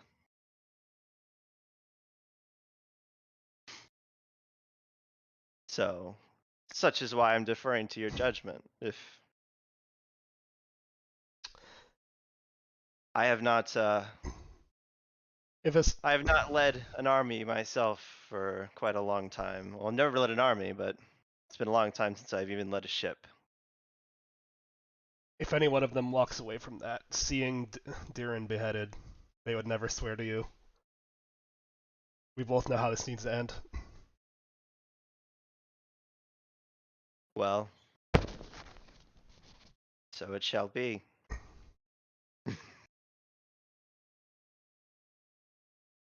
Um, as the uh as the knights are sort of weaving through the sort of trap that we're not trap. It's not a trap. The fences we have set Tower up. defense. The snare.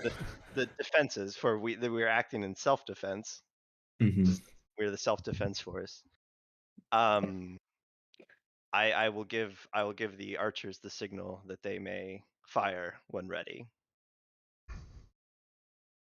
Okay. Yeah, one of them is like just watching you. Uh, and when you look up and give him the kill signal, uh, he lets out a whistle and then repeats the hand motion once all the others turn to look, and they all kind of draw bows. Uh, Ray, you see Um, the knights that are kind of at the rear guard of this group moving through look up when they hear the whistle, and they give out their own shout, and shields all kind of come up. And as the arrows come down, most of them are blocked. A couple like hit the horses, but the horses actually just shrug the shots off. Um, and and even though they still don't have formation, they quickly kind of start like wheeling their horses around and trying to set up uh, to be able to defend each other a little bit better. Uh, a few of the knights toward the middle of the group kind of turn their spears in their hands, pull them over their shoulders, and throw them up at the archers. All miss except one, which goes straight through the guy's chest, and he falls off the roof. People in the streets sort of start reacting to this and scattering.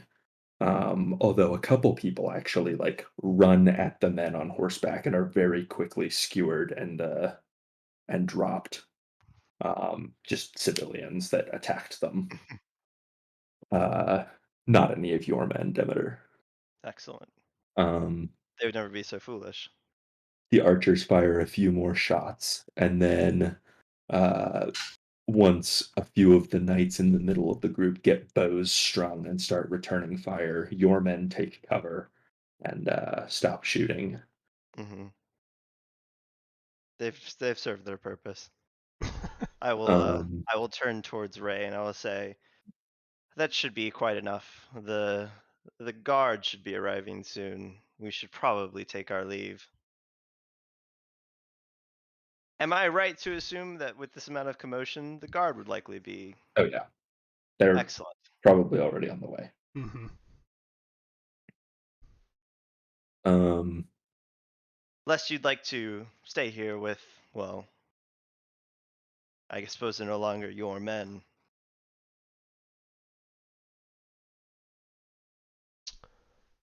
No, I think it would be poor of me to leave them now. I need to see this Hmm. through. you see the group starts actually retreating back toward the square that you guys are in, and they get themselves turned around. Some men start like pushing the carts together to try to form actual barriers, and they're quickly killed with arrows. Uh, and a few of the larger men dismount and go. The knights dismount and go over and shove the carts out of the way. And once they actually get the carts, take the bricks from the wheels and start wheeling them away, they get a path cleared, and the force is able to pull back, Hmm? and they kind of spill out into the square. Where do the two of you go as they start heading back toward you? Where does it make sense to go? There are a lot of alleyways. There are a lot of like houses and shops and things. Yes, Demeter will kind of, Yeah, Demeter knows the way.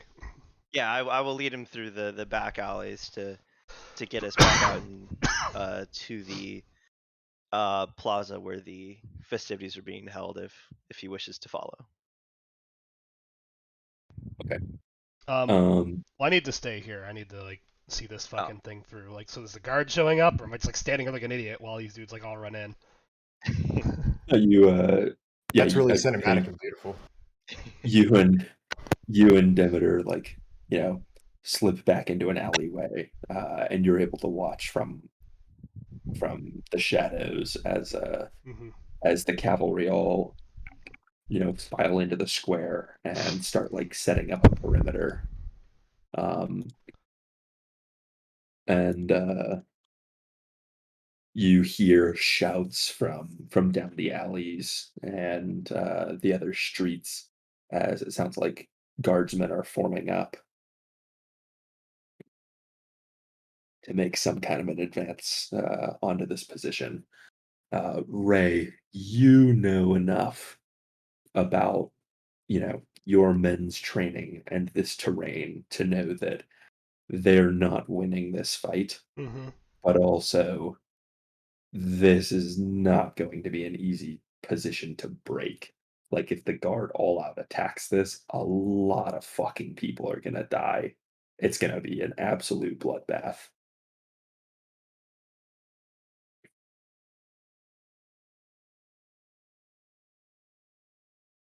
Hmm. But I also know Diran, and I don't think there's any talking this dude out of this, right? I've I known think this that's dude a for fair like 30 assessment. fucking years, and these dudes Yeah. have already committed the fucking treason by like following this dude. There's only one thing you can do. Yep, there is only one thing. I mean, Cody's not wrong. Like, I'm not fucking Gerarding these guys into like not fighting to the death. So like, I think all I can do is like is be like the cat meme and just watch from up above.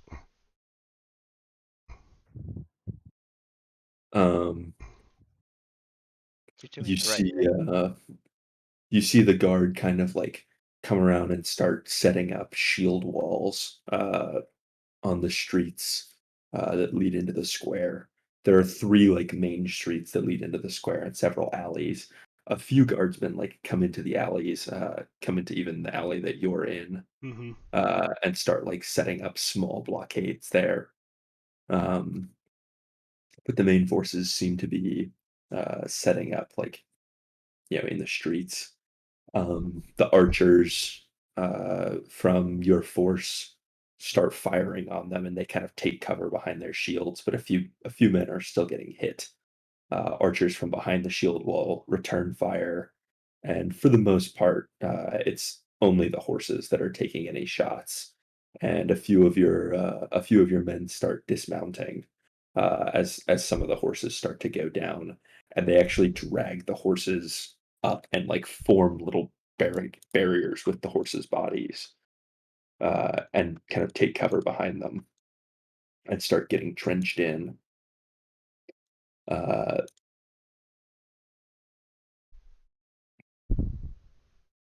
as you watch, you see um, back behind the ranks of one of the group of guardsmen, you see General Morris uh, come like running up, still without arms or armor, and he's looking around and asking people what's going on. Um, and an arrow like whizzes over all of the guardsmen's heads and flies like right past him, and he kind of ducks out of the way. You're not completely sure it would have hit him if he hadn't, but Mm-hmm. uh, and he quickly like gets back and takes cover. He's conferring with one of the guards captains, but he's out of earshot of you. Yeah, I'd move over to him to Yeah, to let him you know what's going on. you move through one of the alleyways. The guardsmen let you through. Uh, and Demeter, do you go with him? Um. Yes, but before he leaves, like as he begins to leave, I will sort of grab him and I will say, "What is going on here, General Ray?"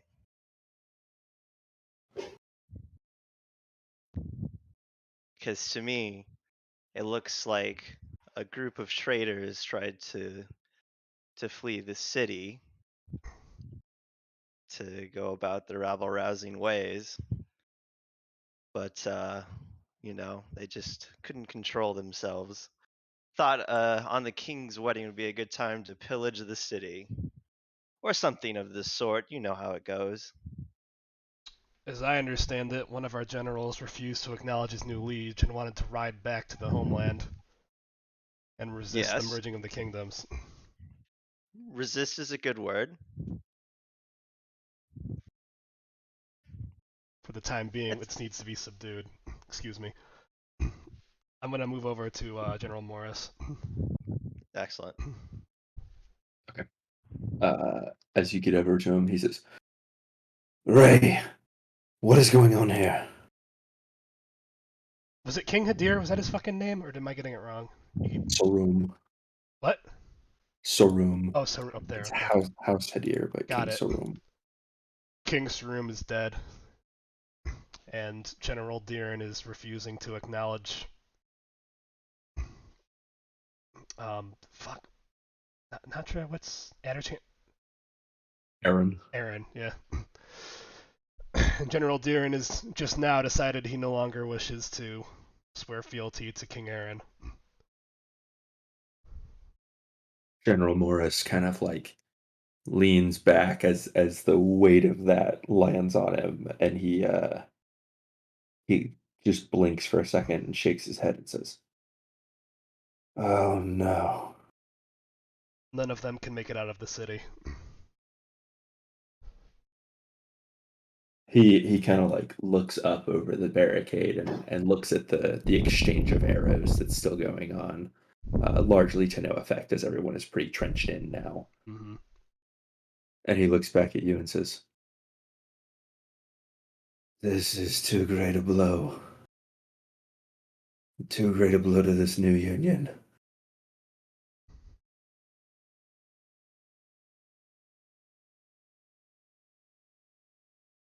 He shakes his head and says, "It had to start like this."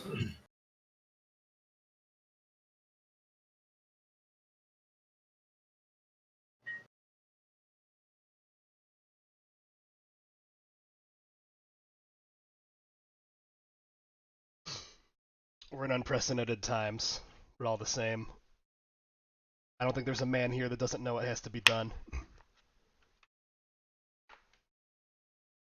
And before you say it, no, Deeran's not the kind of man that can be talked down from this. I've known him for 30 years.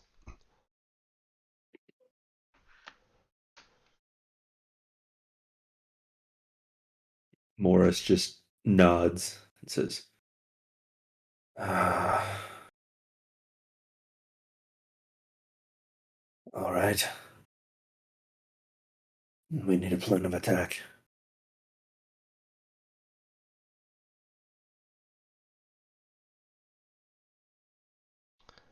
Randall, I literally train these men, and like I know what they're doing. So like, what is the best counter to all this?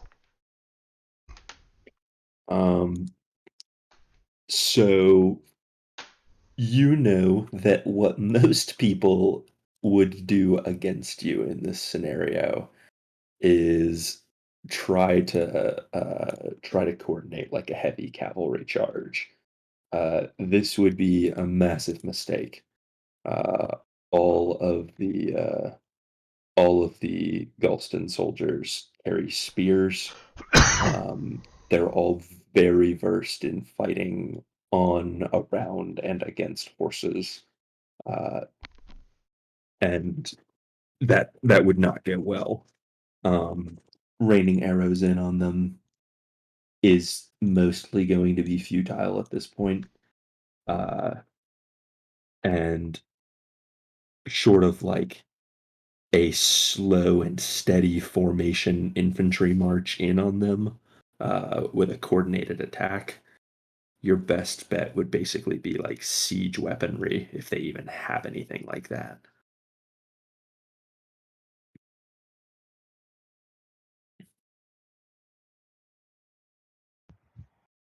Okay. Um, So yeah, this would be verbalized in front of the master of procurement here.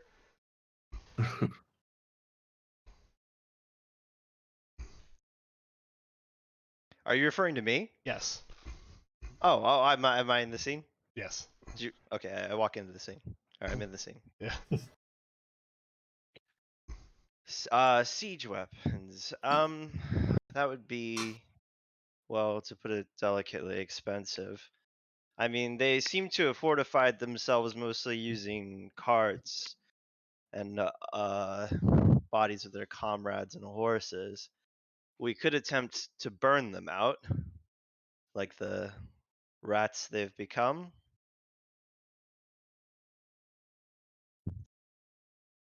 uh, General Morris kind of like thinks about this. He says, That may be just a shade too severe. Circumstances being what they are. Hmm. How precise is your siege equipment? Could you just hit them with "We standard have," fire? he says, "we have little to none. Uh, We could perhaps try to purchase some, but I don't know how long it would take to move it up here from the harbors.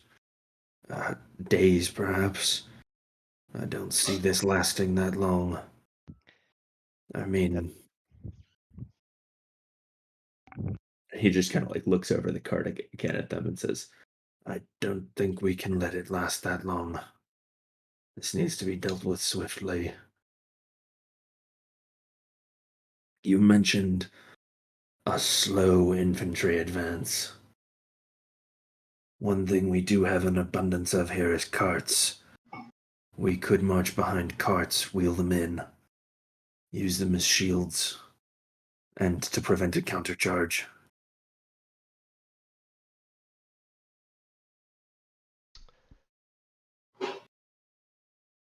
Yes, that seems wise, and then that would take the spears out of the equation. What do you know about their side? So like, the spear is the primary. I'm assuming they have like a gladius or some shit, like a little side sword or something like that. "Yeah, they have these like long curved knives that they fight with." Okay, and then what would like beat that? Like if it was like a fucking duel 1 versus 1, like would a longsword just outclass that? Yeah, for the most part. Okay, You also know that that's mostly what the Knights of House Addershants fight with. They okay, have like long swords. They also fight with like spears and glaives.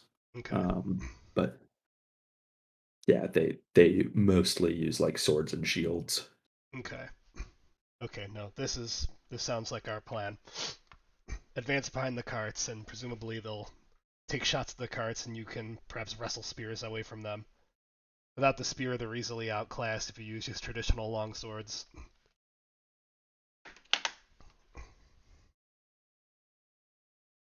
He nods and says, "All right." And he gets up and kind of shouts for all the lieutenants to come around.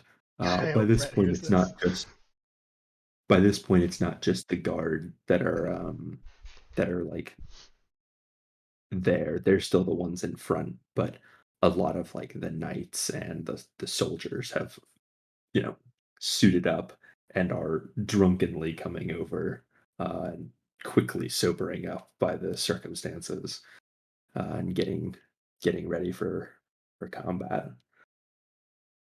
Um, back at the feast, Brett, you're walking kind of, just a few paces behind the king as he walks around and talks to people, and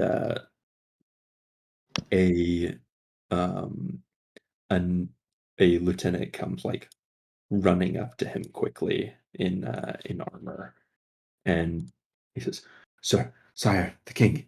And he like takes a knee, and the king immediately gestures for him to stand up, just kind of impulsively. And the man stands up without his knee even touching the ground and says, "King, there's an insurrection in the city. Cavalrymen, the ghosts." And King Aaron looks like very taken aback by this. And he says, "Where?" And he says, "At Gorin Square. It's it's a disaster, sir."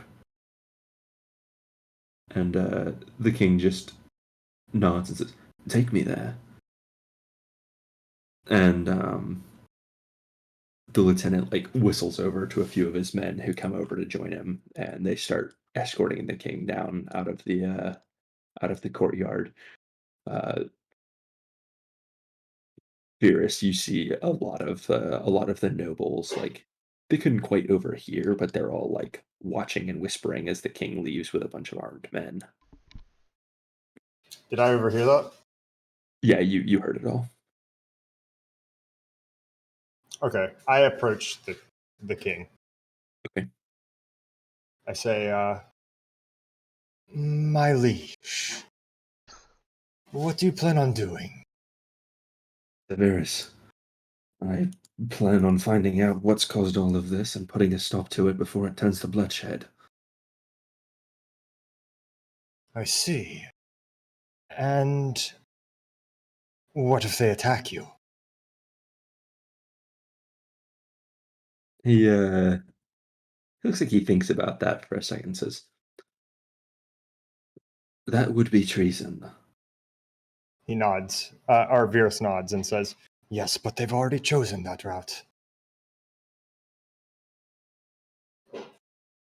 Then let them choose it before me. I can see your thought pattern, but I assume that you wish for our societies to intermingle properly without hesitancy towards one another. He stops now to listen to you and says, "Yes, of course." Then perhaps it's best not to incite them with immense amounts of bloodshed. That will cause tensions between our people. What do you suggest? You know, there were two generals that came with the Galstons, were there not? Yes, General Ray and General Deeren. Ray was at the table, was he? The one next to the queen. The king turns and looks over his shoulder and kind of scans the courtyard and says, "It appears he's gone." But he was present. Yes, he was. That leaves only one that could incite something like this. We merely need to make a one-on-one talk between you and the other general. Perhaps I could set this up.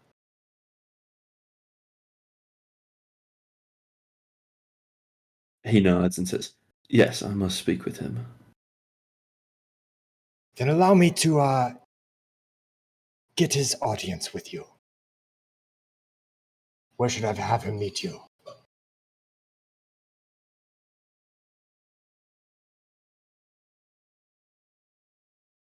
King thinks for a second and says, "We need to go to the square. Perhaps You you're wish, right, I won't approach them, but you wish to make this public, or at least the speech to him. they need to know I don't fear them. I won't cower behind my walls while they slaughter my people." With all due respect, I don't think that they're trying to slaughter. That would have been happening while we were at dinner.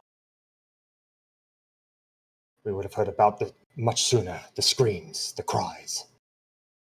They're attempting to leave. He nods and looks at the lieutenant and says, "You say there are dozens dead already?" And the lieutenant says, "On both sides, sir."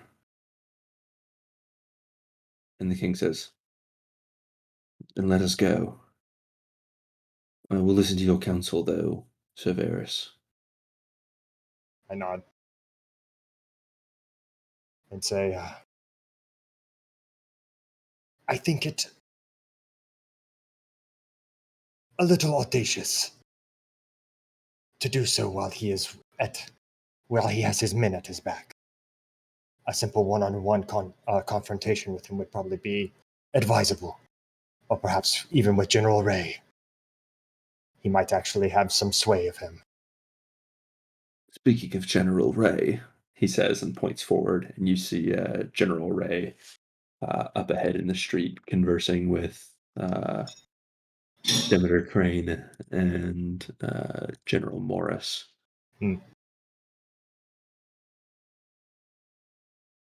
I see. And quickly, who is looking after the queen? You see the king's mood like quickly shift as he thinks about this, and you realize that he hasn't had any reason to think about that in a long time. Uh, he quickly turns to the lieutenant that was leading them and says, "Go back. Establish some men at the gates. Don't let anyone into the manor. Take my daughters inside." And the man nods and sprints back.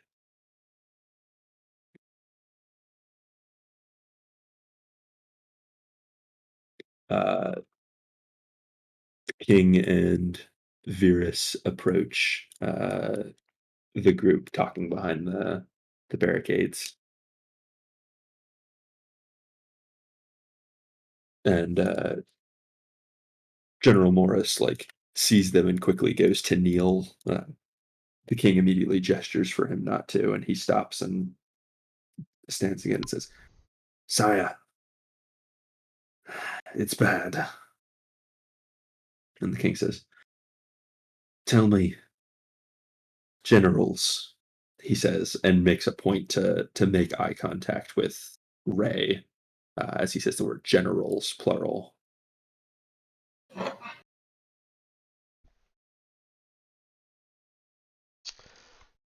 And General Morris says,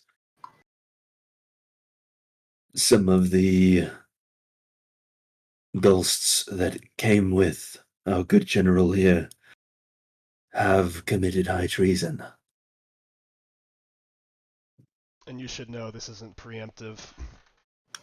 King Sarum has passed.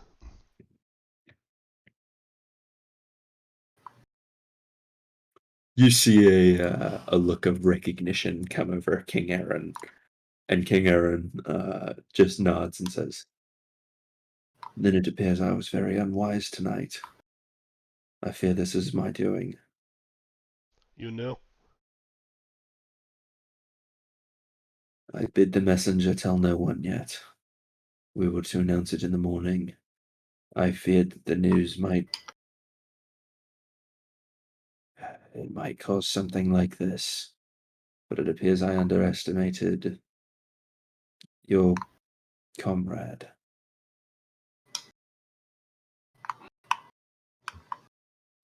"My fear caused the very thing that I feared." If it's any consolation, I've known the man 30 years, and I should have seen this coming. All the same, the situation's been made, now we need to deal with it. I can say with a fair amount of confidence that he won't be talked down, but you're welcome to try.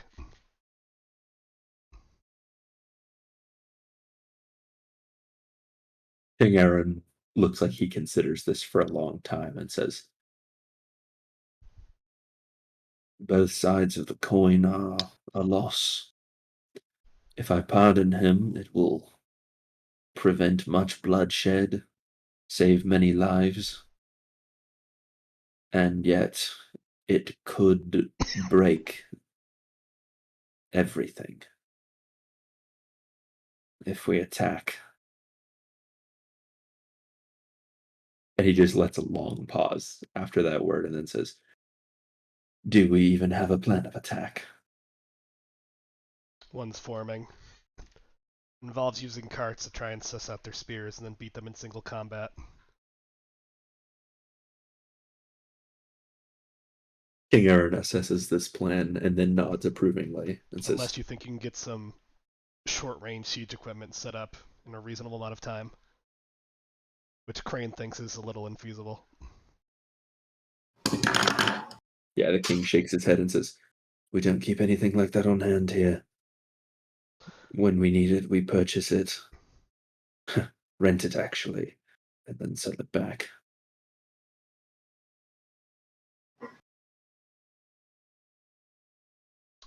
And as much as it pains me, I am on the side of bloodshed. If Durin is allowed to ride back to Galston, these kingdoms will not merge without a war first.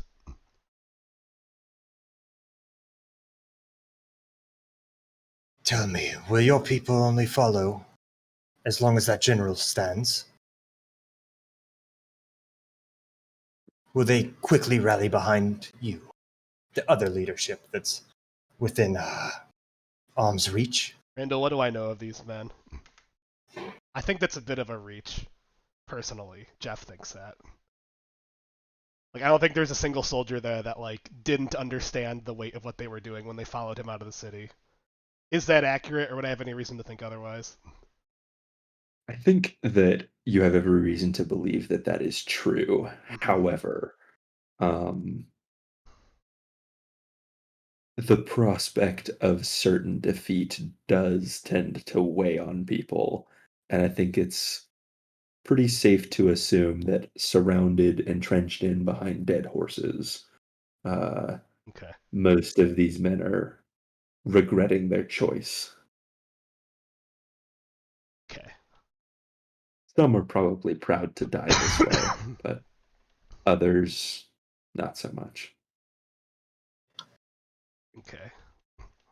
If bloodshed is the only option, we should limit it as much as possible. Tell me, General, are your combat skills superior to that of your comrades? uh, Randall, how do I think I could take Deeren? Uh, He's younger than me, right? if you had to like if you had to assign odds, I think you'd probably give yourself like a 70-30 advantage against him. Okay. You are quite the swordsman. Okay. He'd get me on a good day, but I've mostly got his number. And I take it that you're sober enough. What are you suggesting? General Morris kind of like lets out a little rumbling chuckle and says, "The duelist is suggesting a duel." He's right. You can win your comrades over with as little bloodshed as possible. You might not even have to kill him.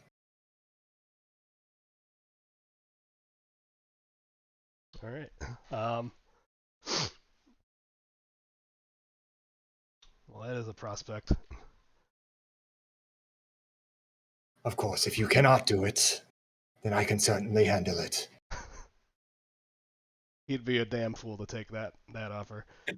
Yeah, I think Aaron just kind of mutters under his breath, "He won't accept that." My thought exactly. Then is it decided? All right. I think I'll just like walk out into the square. All right, we're gonna cut over to Ashley real quick. The assassin. Yeah. Yeah. Here comes creeping up the hallway. And then there's Demeter, who snuck away from the conversation. Yeah, where's Just Demeter? fucking Demeter. Demeter, sorry. Demeter, the goddess Don't of worry, it's me. I'm here to protect you. Me, lowly lieutenant. I nothing could go wrong. Oh, my back. right. Um, yeah, you're still sitting at the table. Most people have left, and a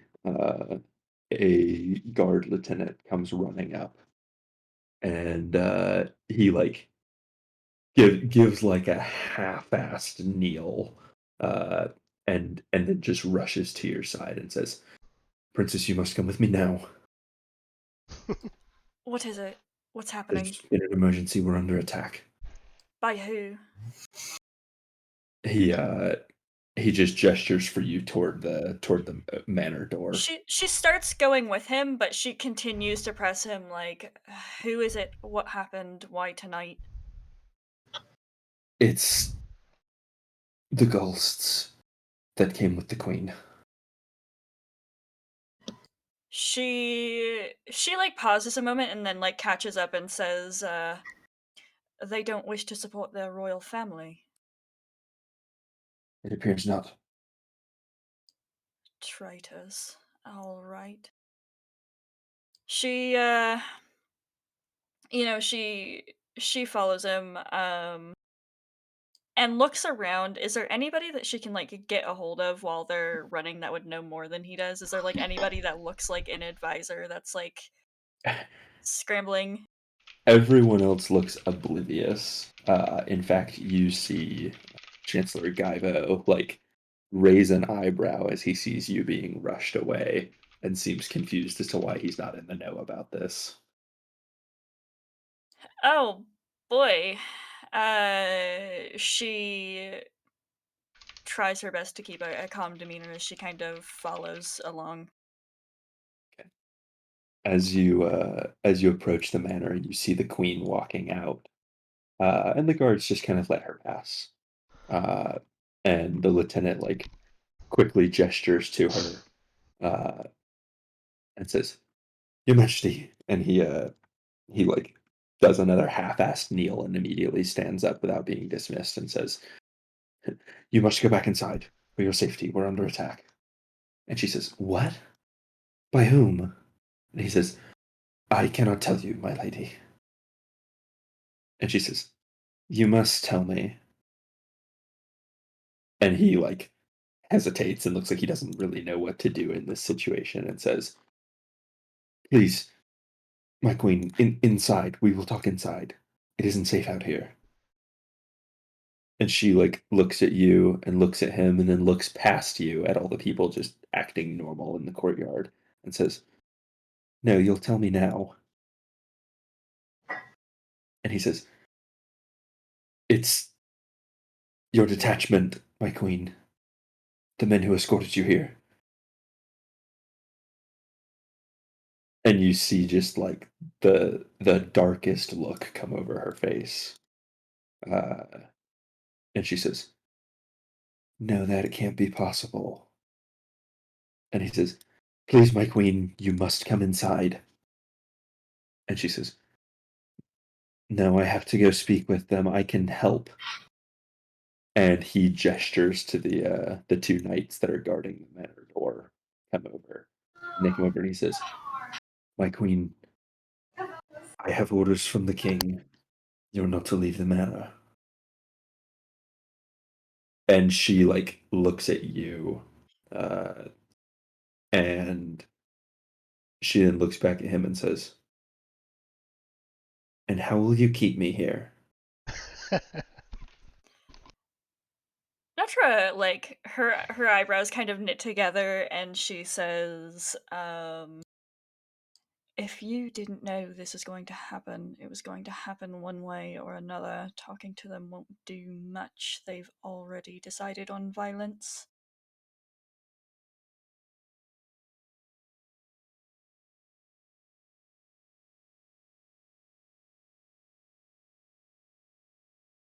She she just goes very stone cold for a moment and then steps toward the courtyard. And the lieutenant just kind of takes a step forward and like puts his hand up and says, "My queen, you must stop." And she says, "Out of my way." And and he like hesitates for a second. You can see he is very conflicted on this. And then he just kind of steps forward and like puts an arm around her shoulders and goes to kind of like drag her toward the manor. And she very quickly like slips out of his grasp and shoves him a little bit and says, "Lay another hand on me and I will harm you." And you see him like hesitate again, and he looks toward you, and he looks toward the two knights, and he looks back at her, and she turns her back on him again and starts walking toward the courtyard. And he just mutters under his breath. And the two knights like look at him, and one of them says, "Should we go with her?" And he says, "I have orders from the king on my life. Seize her." And the two knights like step forward, and she goes to like kind of briskly move away from them, and one of them just lurches forward and grabs her wrist, and they each grab an arm and start dragging her back toward the manor. She kind of struggles for a moment, but she doesn't cry out, wanting to not like alert all the people in the courtyard to this struggle going on. Uh, and they kind of get her through the doors. Uh, as soon as they let go, she just closed fist punches one of them in the face, and he kind of like staggers backwards, and you see one of one of his teeth got knocked out, and he just like quickly stands up straight. The lieutenant ushers you inside. Do you go? Uh, she like hesitates a moment and then follows after the queen and then says, just kind of to the knights, says, if your idea of keeping her safe is manhandling her, then I think the king will have things to say. And then she kind of glances over at her and then says, long live the queen, and walks past. Lieutenant slams the doors shut and turns the little wheel to drop the portcullis behind them. And the two knights like stand back a little bit from the queen as she just stands, fists clenched, just glaring at them and kind of huffing. And she looks at you and looks back at them and says, "You say my men? My men are attacking yours." And the lieutenant, like, very, very hesitantly steps forward and says, "Yes, my queen. That is what is happening." And she says, "If you do not let me go to them, they will all die. You know that." And he says, "My queen, you must trust the king. He will handle this." And she kind of bites her lip and shakes her head and says, "He'll kill them." And the lieutenant says, "Then that is the fate that they chose."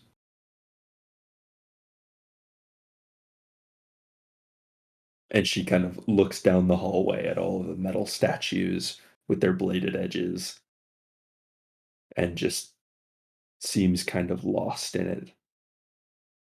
And then looks back at the lieutenant and says,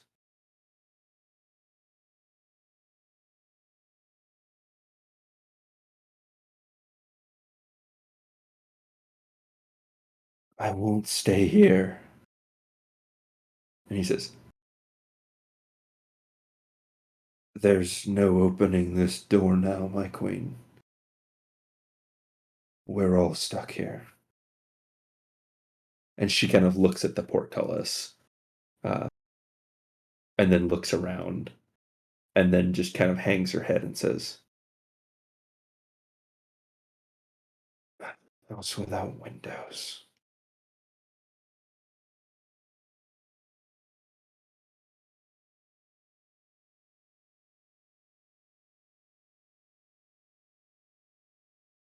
This is it then.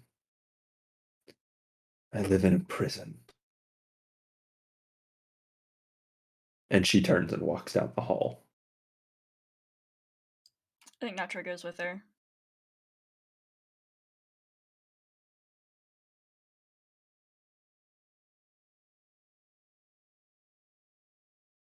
We're going to cut back to Du Bois.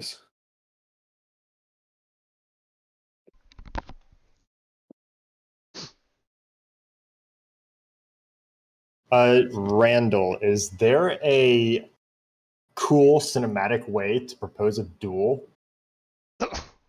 Mm. Like, could fuck, I forgot Jeff's character. Right? Ray throw out like a spear with a certain flag on it or something, or I'm not throwing shit. I'm walking out there like a boss. that's so much cooler. Ugh. I think like throwing down the gauntlet on the ground is probably a thing in this world, just because that's cool.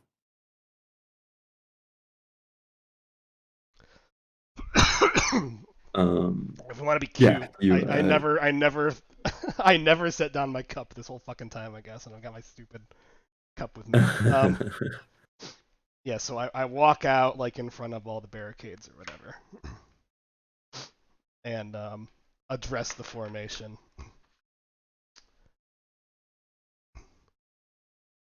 Uh, Durin, you know as well as I that this engagement is already lost. Show yourself. He stands up and kind of steps up, and puts like one leg up on the haunch of one of the fallen horses, Mhm. and stands there looking at you and says, "Then this is how we die. Taking as many of these maggots with us as we can." See, I respect a man who's willing to choose the hill he dies on. What I'm not so keen on is that choice not being allowed to each man himself. I'm not so foolish to think that I have a chance to talk you out of this, but I do think that maybe there's a chance if you're not the one calling the shots. So if there is to be a battle, you and me. And after that, let the rest of them decide how they want their fates to go down.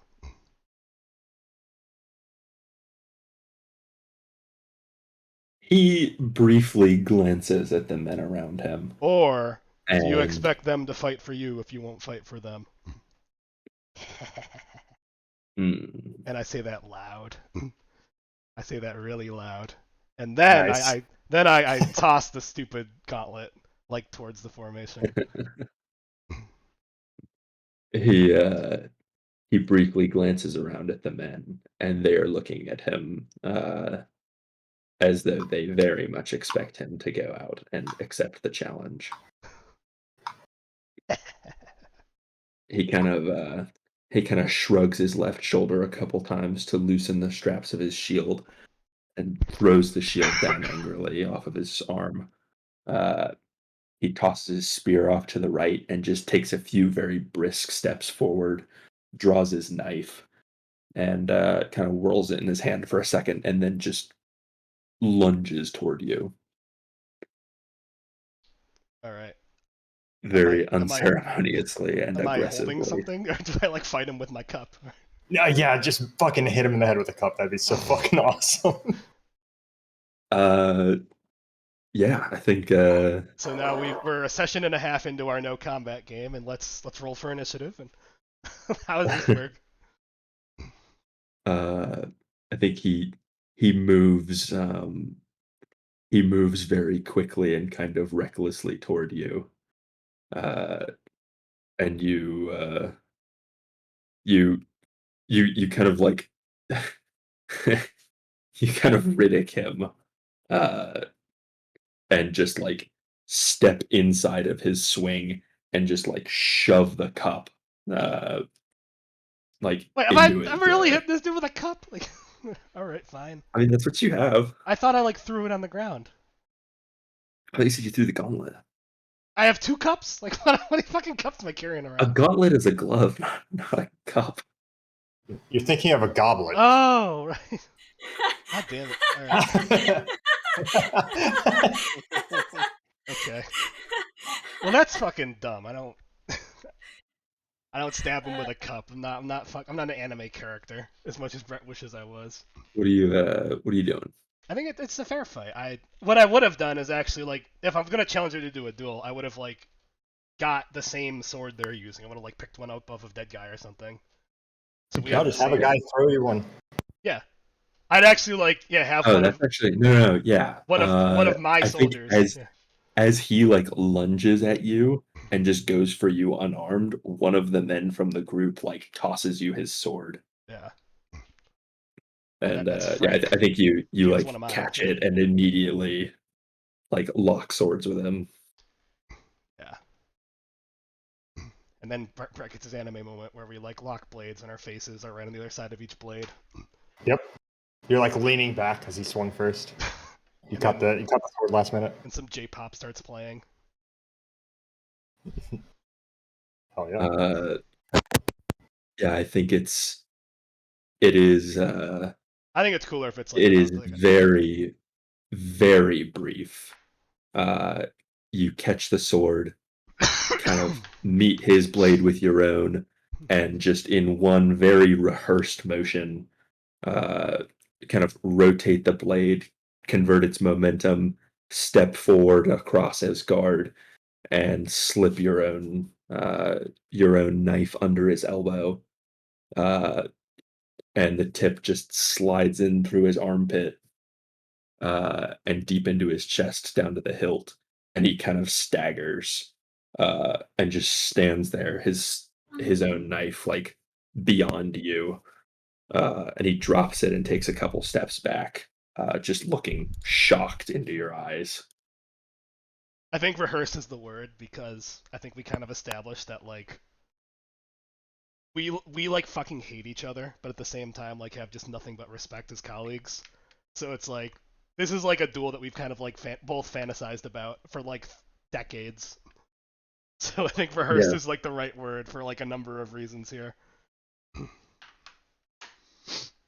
He staggers backwards and kind of for a brief moment goes to try to cross his left hand over and pull the knife out, and then just loses his footing and falls forward. Uh, he crawls for a couple feet and then just stops. There is complete silence all around. I will collect the weapon from his body and throw it back to the soldier who threw it to me, who's still in the formation. And then I will he use uh, the sorry. he catches it and like immediately drops it. Uh, and as he drops his, you see about half of the men drop their weapons immediately, and the other half like hesitate for a moment, and then one by one start dropping their weapons. Okay, good. Then over my shoulder, I would like nod my head to add a chance to address the surrender. The king steps forward, and he kind of comes out and walks up next to you, and he looks down at General Deer and then looks back up at the men and says,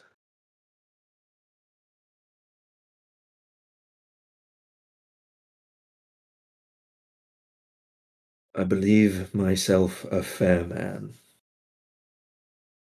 but I am also cruel, and I am fierce and stern. I will make no bargain with you. I will make no offers. This is not a transaction. You are banished, one and all. You are stripped of titles. You are stripped of rank. You are stripped of the privilege to follow the leadership of a better man.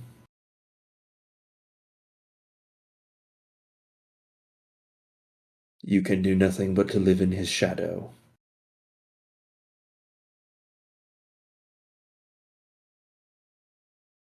He uh he looks over his shoulder and gestures for the guardsmen to clear a path and says, "I care not where you go, but not to my lands. Not to any of my lands. They are not home to you anymore." And the soldiers all kind of stand up, and those who hadn't yet lay down their weapons and begin walking.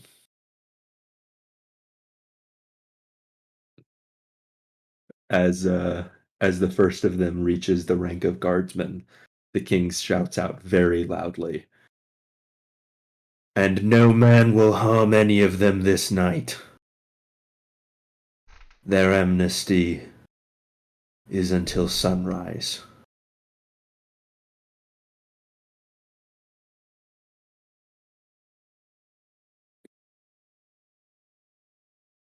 And they leave.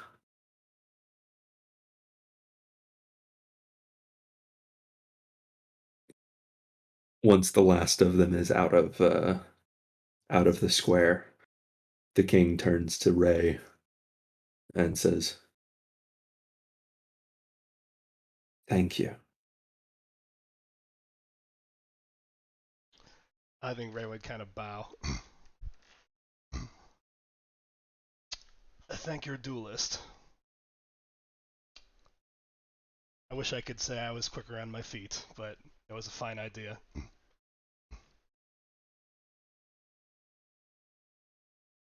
Nothing deserves more respect than a man who'll risk his life to save others. You saved many lives tonight. Hundreds, I'd wager.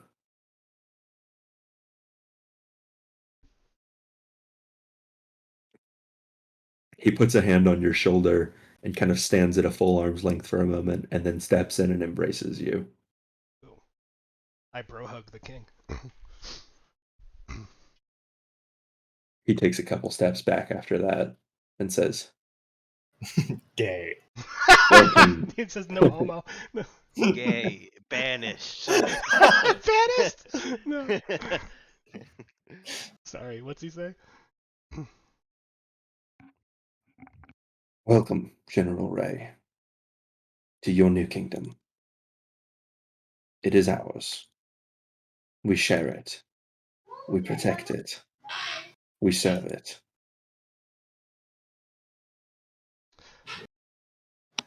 Many thanks, my liege. The honor is mine.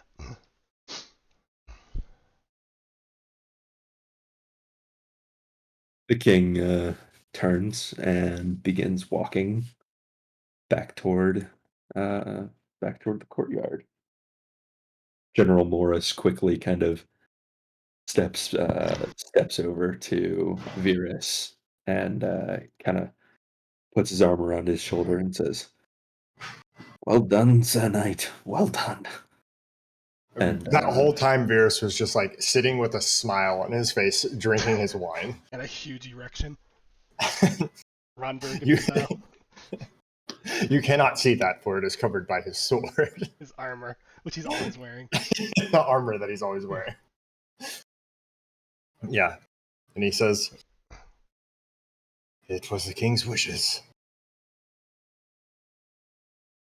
Morris steps over and puts his other arm on Ray's shoulder and Mhm. says, And well done to you, brother.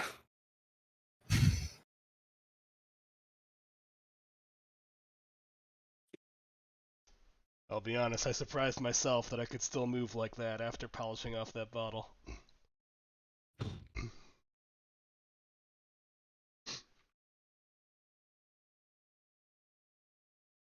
"We're gonna cut back to Cody. What are you doing in all of this? You just witnessed this whole scene." Observing, would- formulating, Calculating. next Yeah. stage No of one my respects my decisions. Nobody gave me a hug. I did this. This is all I me. move in behind these three and draw my dagger. No credit given to Demeter. This was all built off of my back, my accomplishment. I closed the gate. Yeah, let's see them get out before dawn breaks. Yeah. So after the general, I like the general kind of walks away from me. I would kind of like speak to Demeter after taking a sip from my wine and say, "Are you displeased with today's outcome?" Oh, no, quite pleased. It was very enlightening. Enlightening. Yes. Very enlightening to see how everybody would react to a change of situation. See how everyone maneuvered. Do you I'm think sure at you the can very get the general under your thumb? I think that I can get anyone under my thumb eventually. Everyone just requires different tactics. You never cease to amuse me, Demeter. I suppose I approach my plannings, my strategic plannings, my deceptions, the same way you do your duels. Different approaches for different people. Perhaps that is the case. We all have our own skill sets. This one is mine. Weird that these traders were already in the perfect position to be dealt with when our forces arrived. A coincidence, I'm sure. Was that you leading them into your own trap? I don't lead anyone into anything. I just happen to be at the right place at the right time.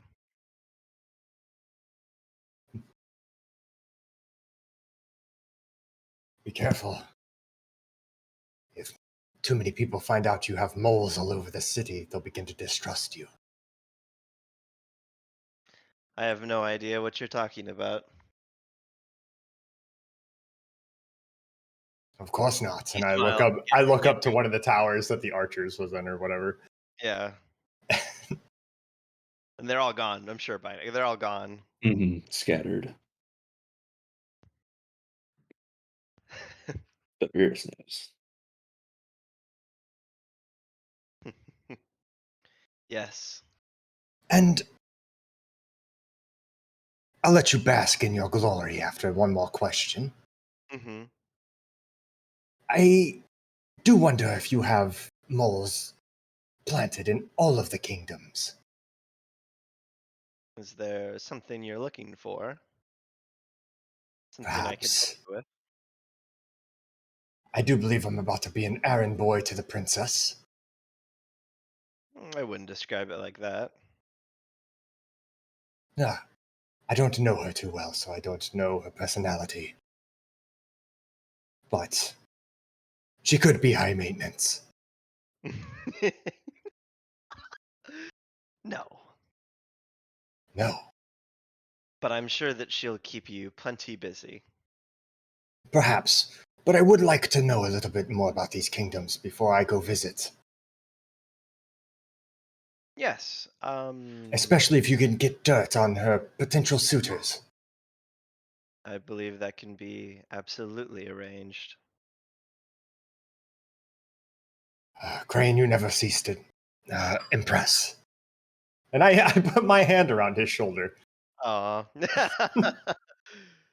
I aim to please. Well, perhaps we shouldn't let this whole incident put down the rest of the night. Let's go back. Let's drink, be merry. We quashed a rebellion. A fine decision. I think we Fine leave it at that. Yeah.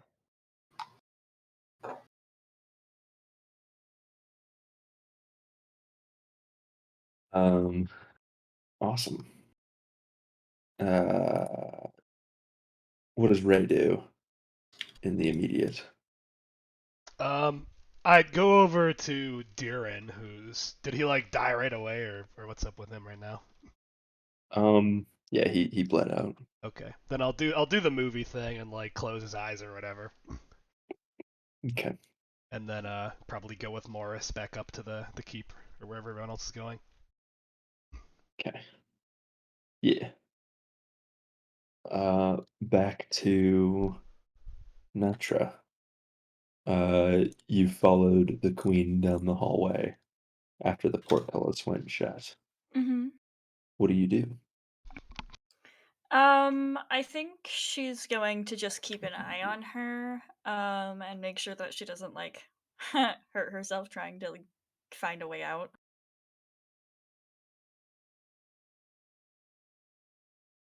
I think at some point she says,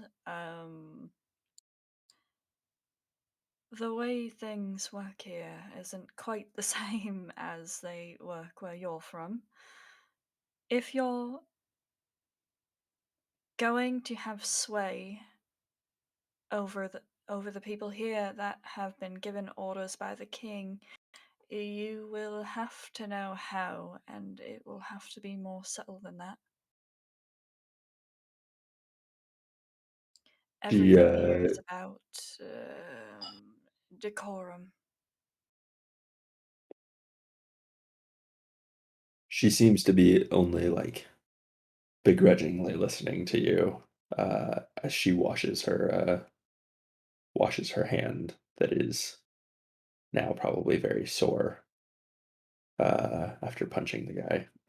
But I do admire your tenacity. Must have been quite freeing to be able to take care of things yourself directly without anything else. She looks over her shoulder at you and then looks back down at her hand as she starts wrapping it and says, I don't take care of things myself. I never have. Then what need have you to walk out into a riot?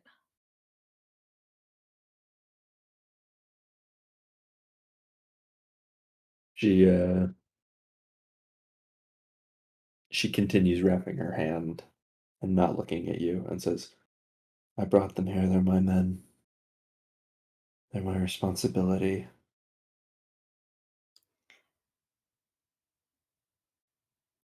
She thinks about it and then says quite like bluntly, they were your father's men.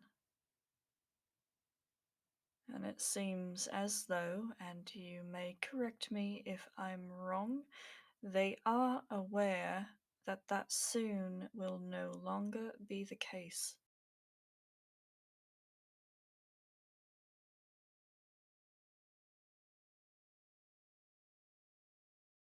She tears off the bandage and kind of holds it tight over and goes over and like goes to try to sit on the edge of the bed, and her ridiculously long flowing dress sort of prevents her from doing so.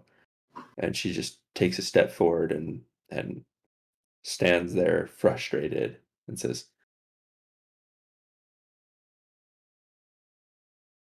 this is not the way this was meant to go. It seldom ever is. But I have quite a faith in our men, and I have quite a faith in our king. And should your worries be found true, then there will be courses of option to deal with the aftermath of that. But it isn't your place to deal with it, and it isn't mine. Something had gone terribly wrong to lead to that, and it should have been dealt with 3 steps back instead of tonight. And it wasn't.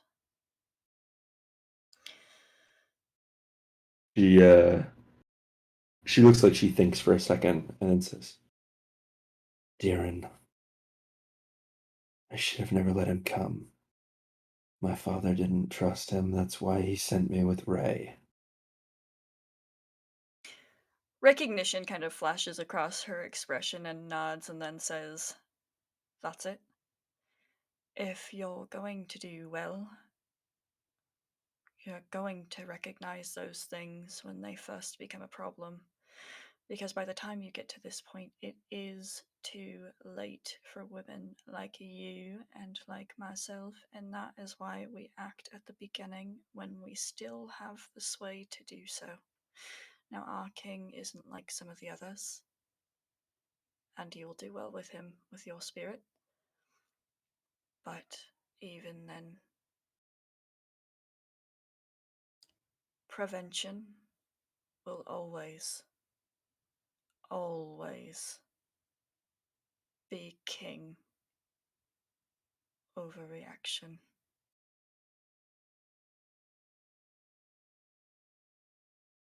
She nods and says, Yes, And tonight I failed.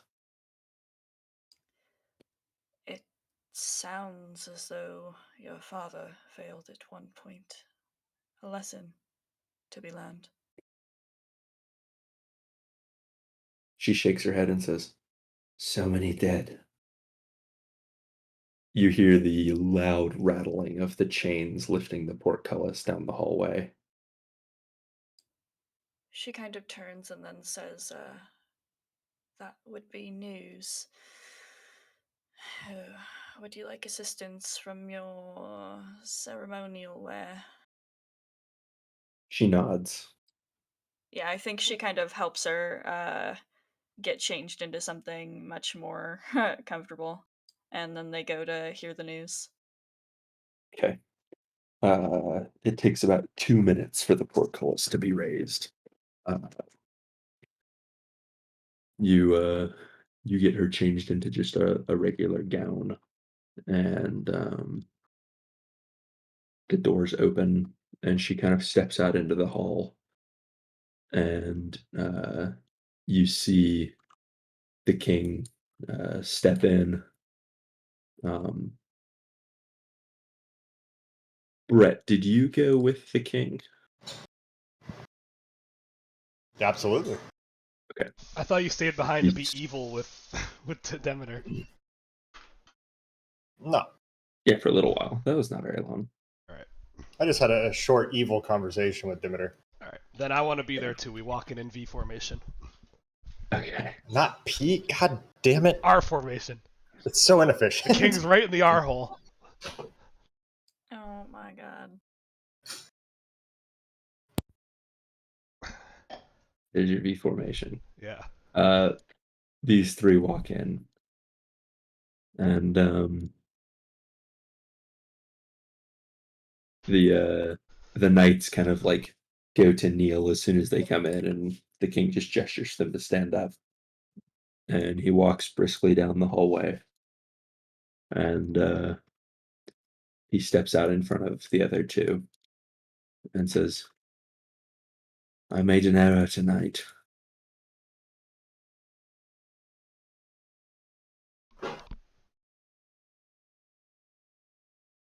News came of your father's death, and I silenced the news out of fear.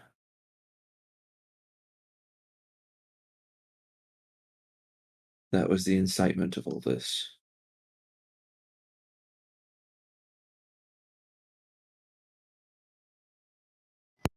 And he just very matter-of-factly nods and says,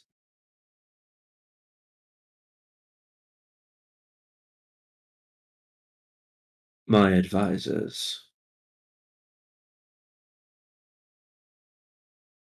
And he gestures to Virus and Ray and says, saw to it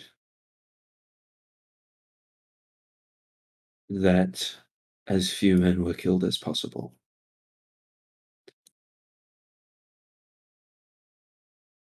Your father's servant, General Deerin, is dead.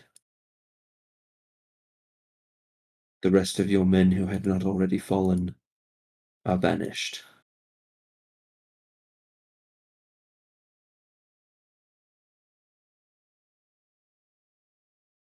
And you see Queen Iso just start to shed a couple tears. And she says, they're not dead. And he says, no. No, they live. And she looks past him and looks at you, Ray, and she just kind of closes her eyes and nods and says,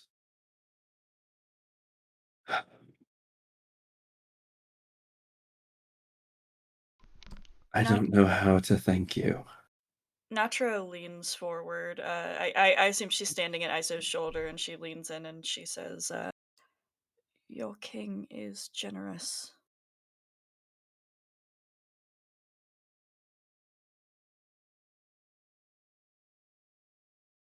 She She just nods and kind of stifles back the tears. And King Aaron says,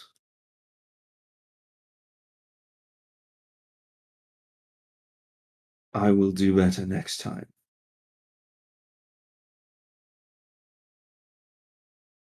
Good night, my queen, my daughter.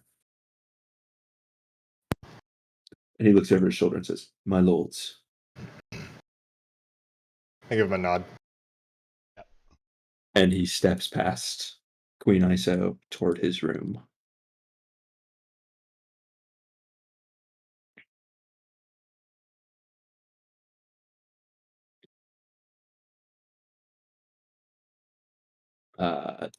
Iso opens her eyes and looks at you, Natra, and says,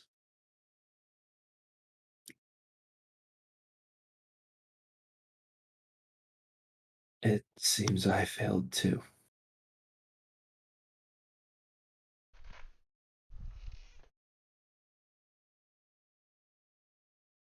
She perks a brow and kind of just like waits for an explanation. She says, but it's like you said. I have to learn who to trust.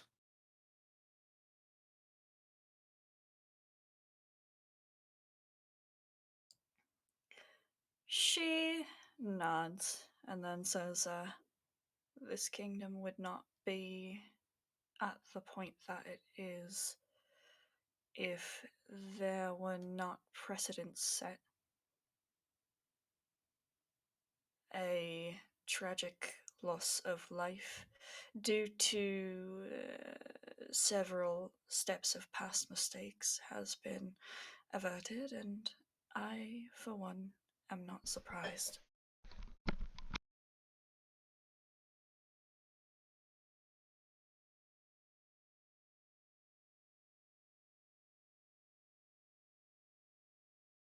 She nods and then just looks down the hallway at the closed door to the king's room. And she slowly walks and opens the door and steps inside and shuts it behind her. To the king's room? Yeah. Natra kind of just nods approvingly and turns to I'm really bad with getting names. The two losers down here. Virus and Ray. Virus and Ray. Losers, we just saved the kingdom. Yeah. Yeah, The she whole steps, kingdom. Yeah, it would have fallen if it weren't for us. Yeah, she steps forward and Insurrections would have won. she kind of takes her skirt and does like a small like honorable like curtsy or whatever the equivalent is for this kingdom. And it's not very formal, but you know, it's a respectful gesture, and she stands and she clasps her hands in front of her and she goes, and you two should be recognized, at least within yourselves. Beautiful work, as always. And she looks to Virus. Virus. She Mhm. says, as always to Virus because he's been the duelist forever. And then she kind of looks to Ray. And she says, and a new face, at least to myself. Congratulations are in order.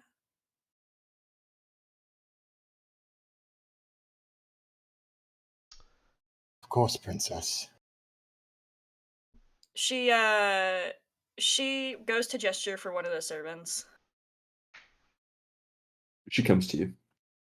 She says, should either of these men need anything, you will make it so.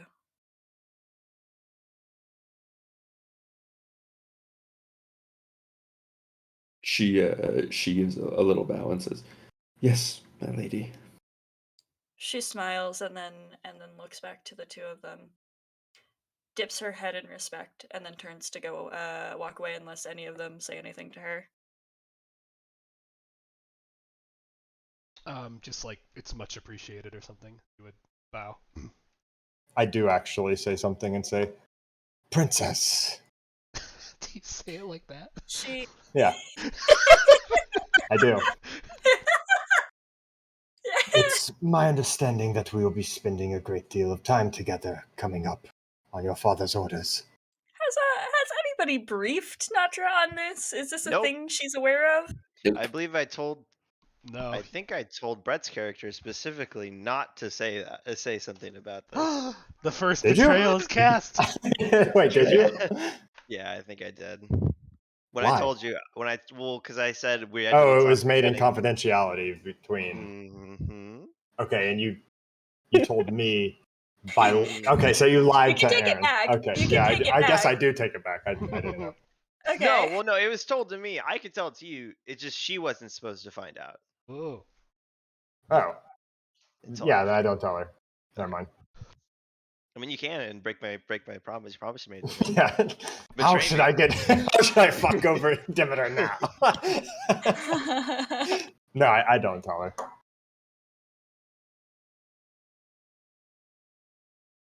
Then, yeah, I just give her a bow. Yeah, she dips her head and she kind of just gracefully turns and sweeps down the hallway calmly to her room. Or actually, is the party still going on outside? She's going to go out if that hasn't dispersed and work to put on a normal casual face in order to reassure the nobles that everything has been handled and there is nothing to be concerned about.